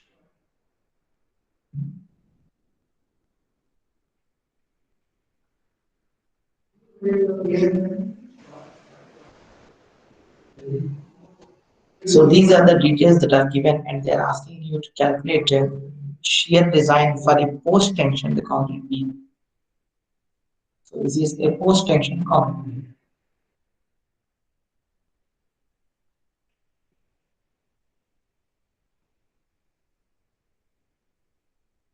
So now, here first of all we should understand what is the shear resistance of the section. We need to calculate what is the shear resistance at support section. Now we can here for the design what we can do is generally what happens is shear will be maximum at supports and it is minimum at center. So what people usually will do is they will design the shear at support and the same reinforcement will be provided on the entire section. But it is uneconomical. So for that what you have to do is you have to separately calculate the shear capacity as well as shear design at center, at mid, that is at center of midspan, at supports as well as at quarter span. So you can calculate, that means at individual portions you can observe what is the shear capacity and corresponding spacing required we can calculate. But however, for this problem I am calculating design shear reinforcement at support section.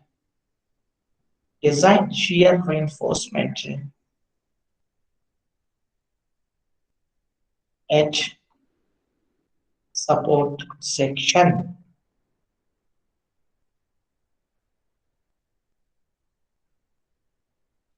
At support section we are going to calculate.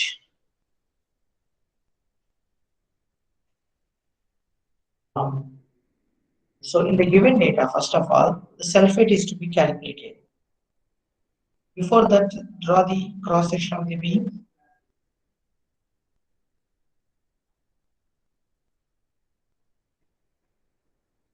400 mm. This is 800 mm.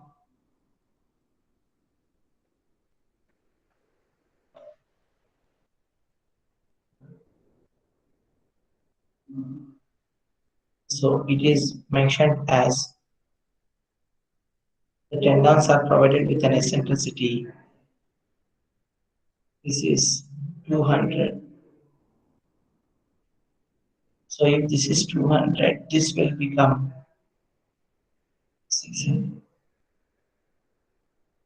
Why? Because 400 plus 200 and the remaining soffit of the from the soffit of the beam, this distance will be 200.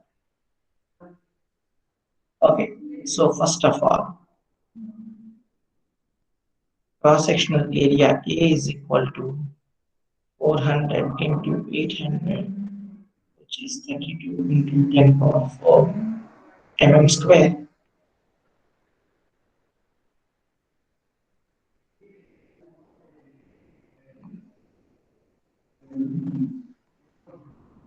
So I is equal to BDQ by 12.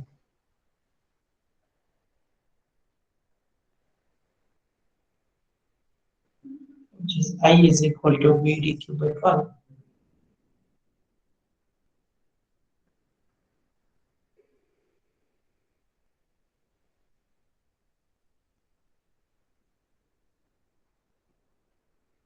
Okay, so area of the cross section is calculated. We know that here this is Z is equal to ZB is equal to ZD, so that would be D squared by 6. 400 into 800 squared by 6. Here a small correction here, you have to consider capital D.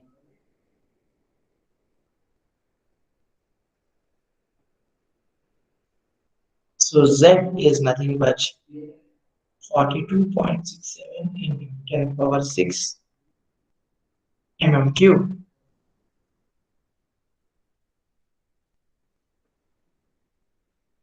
So self weight is to be calculated.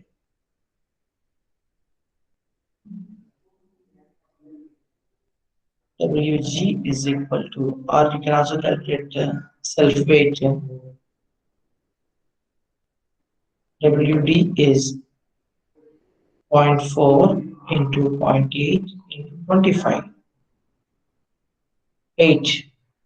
Previously, you also calculated the same thing. So total load WL is superimposed load is 150 kilonewton per meter. So total load W is 158 kilonewton per meter. So 158 kilonewton per meter is the total load. Total bending moment, maximum bending moment. WL squared by 8.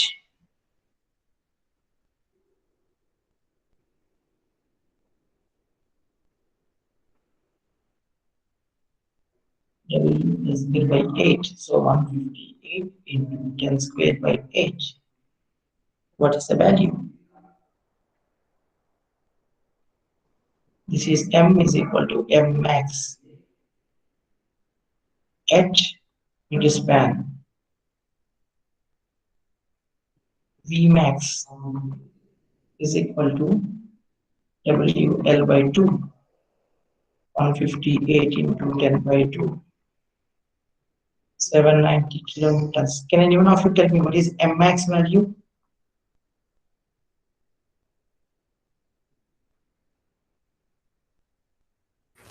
One 1975.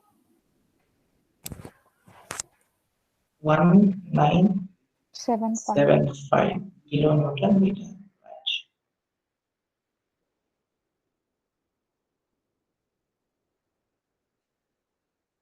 Vmax is calculated, which is at support section.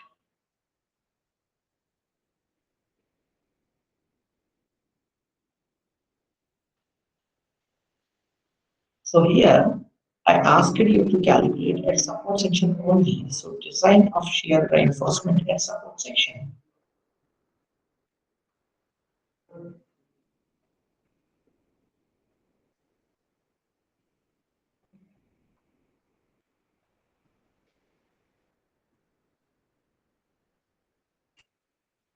at support section. So at support section, your V will be 790 kilonewtons, but M will become 0. As it is a simple supported one, your M will become 0. Now, your tendon is, this is your beam. We have already seen that. Please wait. Last లో ఉన్నాము చెప్తావా చెప్పాలి మళ్ళీ ఇంకో site okay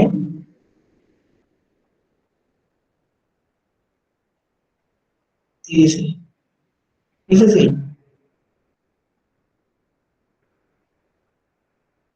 అంటే 1.5 అంటే different bits same bits కాదని అంటే 1.5 అంటే దానికి కాన్స్టెంట్ కాదు ఎలా అంటే ఈ ఫిల్డప్ సాయిల్ తీసేయాలి ఫిల్డప్ సాయిల్ కింద తీయాలి ఉంట తగ్గినప్పుడు ఫిల్డప్ సాయిల్ కాకుండా సాయిల్ బోన్ సాయిల్ అని తగలాలి బ్లాక్ హాట్ వెళ్ళిపోయింది అక్కడ ఆపేసేది 3 మీటర్లు వస్తే 3 మీటర్లు తవ్వాల్సిందే అక్కడ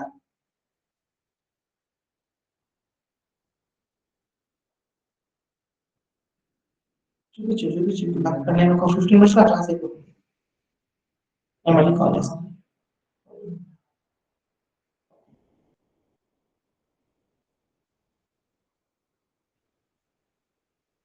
So in this one, we need to calculate, as it is a parabolic diagram, what is the slope of this?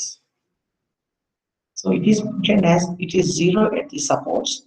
E is equal to 200 mm at center. So slope theta is equal to 4 EVN 4 into 200 by 10 into 1000. 0.08 radius that we have already seen. So vertical component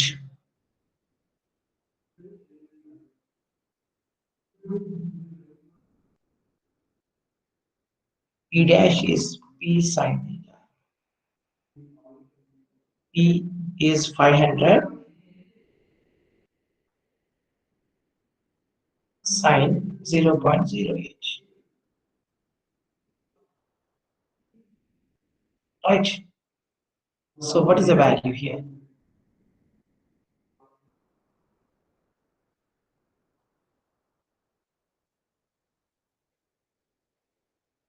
So it's 500 sin 0.08. What is the value? 39.95 kilonewtons. Horizontal component.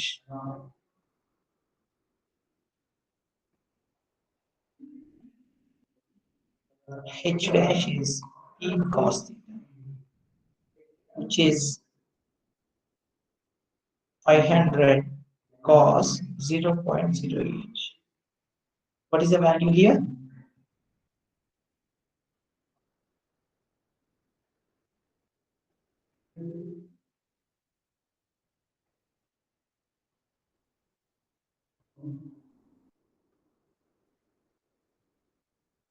$500 cos 0.08. What is the value?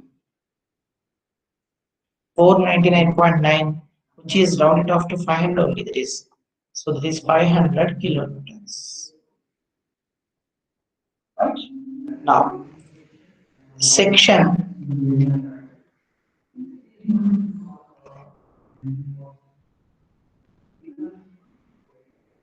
contracted in flexion. The first condition, as per our model book, we are first of all calculating section contracted in flexure. So VC naught is equal to 0.67 P into T square root of FT square plus 0.8 FCP into FD. So this is the one. Here, FT is 0.24 root FCK. So FCK is 50. So 0.24 into root 50. What is the value?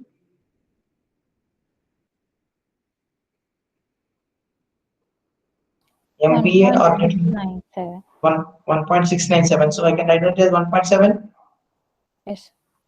Right. So 1.7 Newton per mm square. Ft is 1.7 Newton per mm square.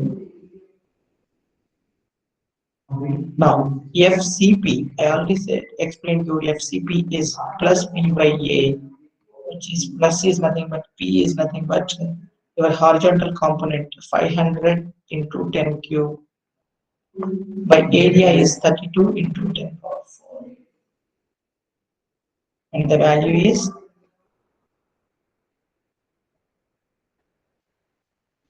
plus 1.56 Newton per mm square or 1.56 MPa. Now substitute these values to calculate the shear resistance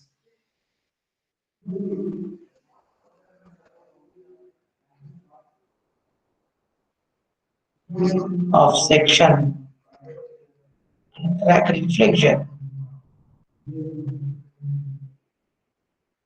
0.67 into 400 into 800 into square root of 1.7 square plus 0.8 into SCD 1.56 into 1.7. So you will get in terms of newtons. PC not in terms of newtons, you will get convert in terms of kilonewtons. What's the value?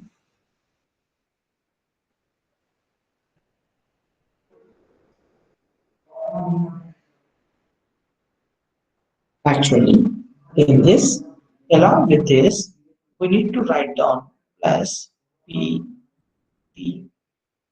plus PV is nothing but here as the resistance is there due to this vertical component V dash or PV we can write down which is P sin theta which is 39.95 is also to be added not into 10 cube, it is in terms of kilonewtons into 10 cube. Now tell me in terms of newtons.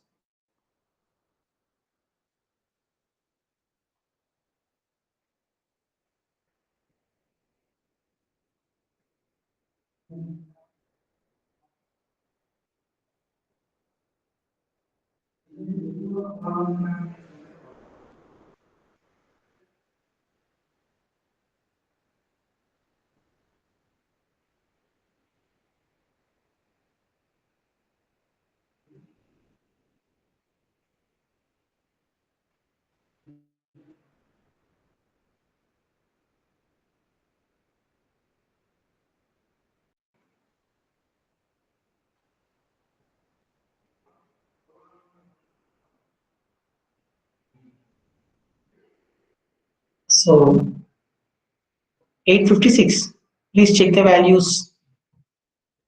Once again, check the values VC naught.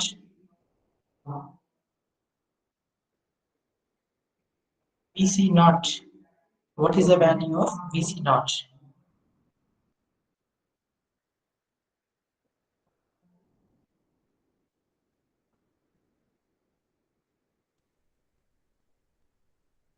I want the accurate value in terms of kilonewton, which is okay. If you tell me in terms of kilonewton, also 519.918, right? 519.918. That is correct answer.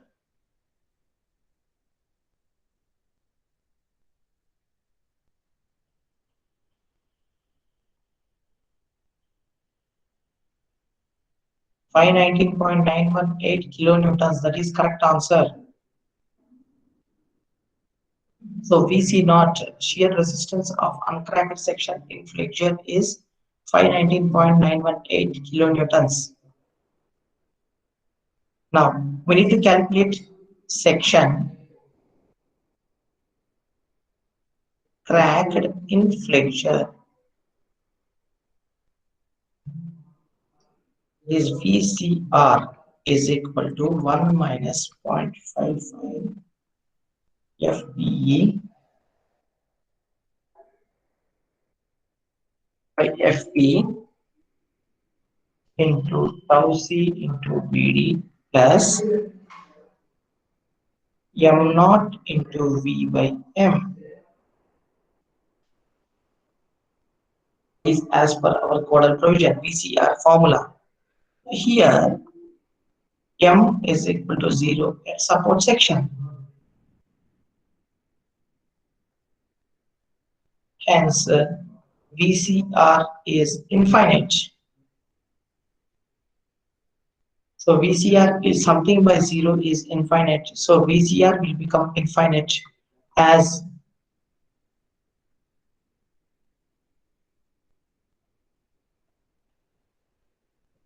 VCR is infinite. Now, which one is minimum? VC naught or VCR? VCR is infinite. Obviously, VC naught is minimum. So the shear resistance of the section, the shear resistance of the section is minimum of VC naught and VCR. So VC is equal to 519.918 kilo.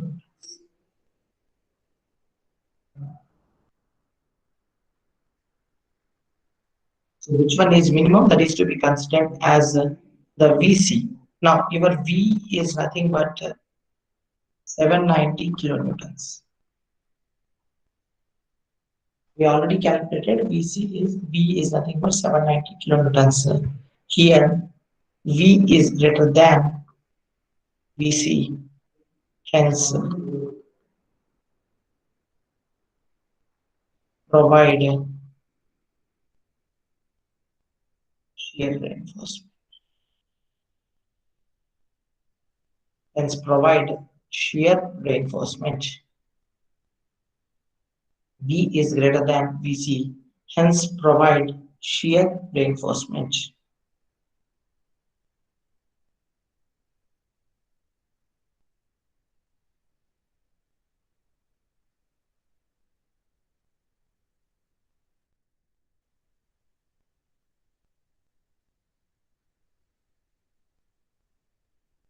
Okay, so have you followed till now? Now let me show you. That is, we need to provide shear reinforcement. So to provide shear reinforcement, here we will assume two-legged stirrups. So assuming two-legged 8 mm diameter stirrups of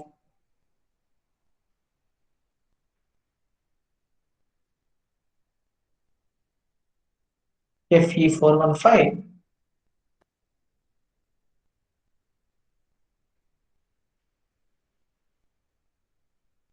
Just see here. As per our, I am just sharing you the code book once again. In the code book itself, you will find here itself you will provide. So in this case, when V exceeds VC, shear reinforcement shall be provided such that ASB by SB is equal to V minus VC by 0.87 Fy into dE.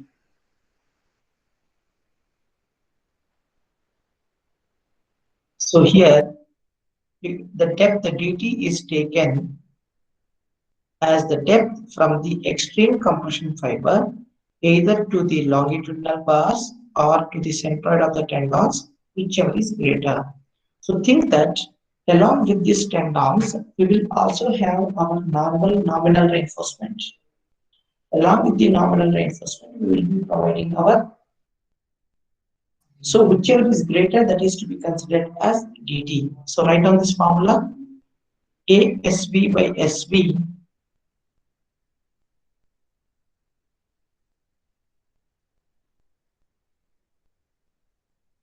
ASB by SB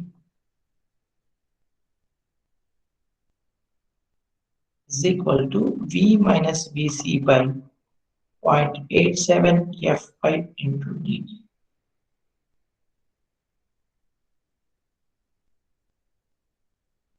Here, ASB, two-legged stirrups, 8 mm diameter, so 2 into pi by 4 into 8 square,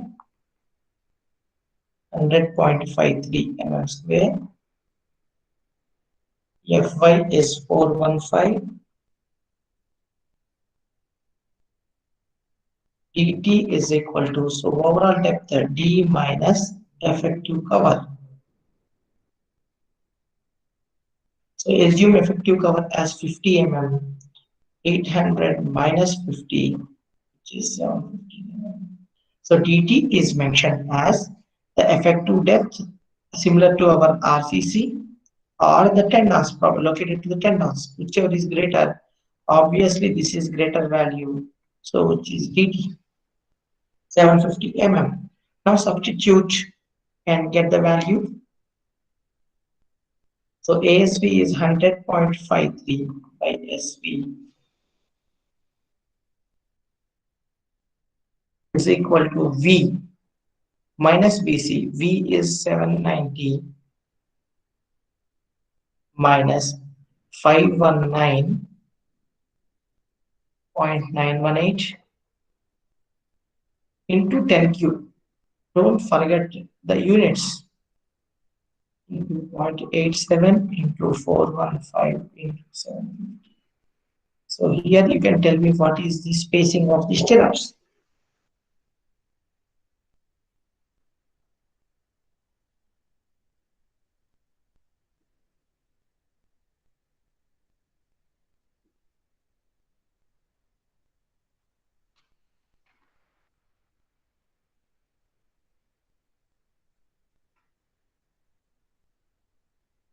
What is the SV value?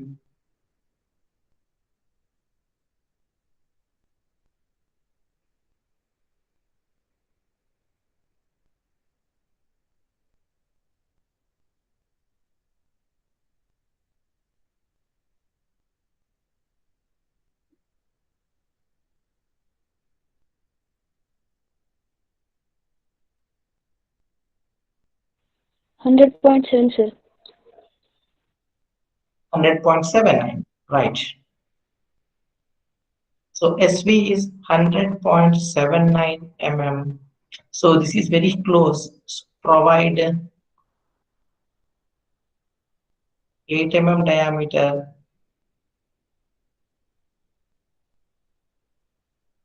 2-legged stirrups at the rate of 100 mm center to center. 100 mm center to center. So this is how we will do the design of a shear reinforcement. So what we are doing, first of all, we are observing whether that is the section is what is the shear resistance under uncracked section as well as shear resistance under cracked section. So whichever is smaller, that will be considered as the shear resistance. That shear resistance, it will be checked with the other value. So if it is satisfied, if V is less than BC, provide minimum shear reinforcement. If V greater than BC, then go with the shear reinforcement considering 2-legged 8 mm diameter stirrups. ASV by SV is equal to V minus BC by 0.87 Fy into dt. So here dt is nothing but the extreme fiber, compression fiber, that is extreme compression fiber to the steel provided in the tension zone, or the extreme fiber to the tendons provided, whichever is greater, that is to be considered.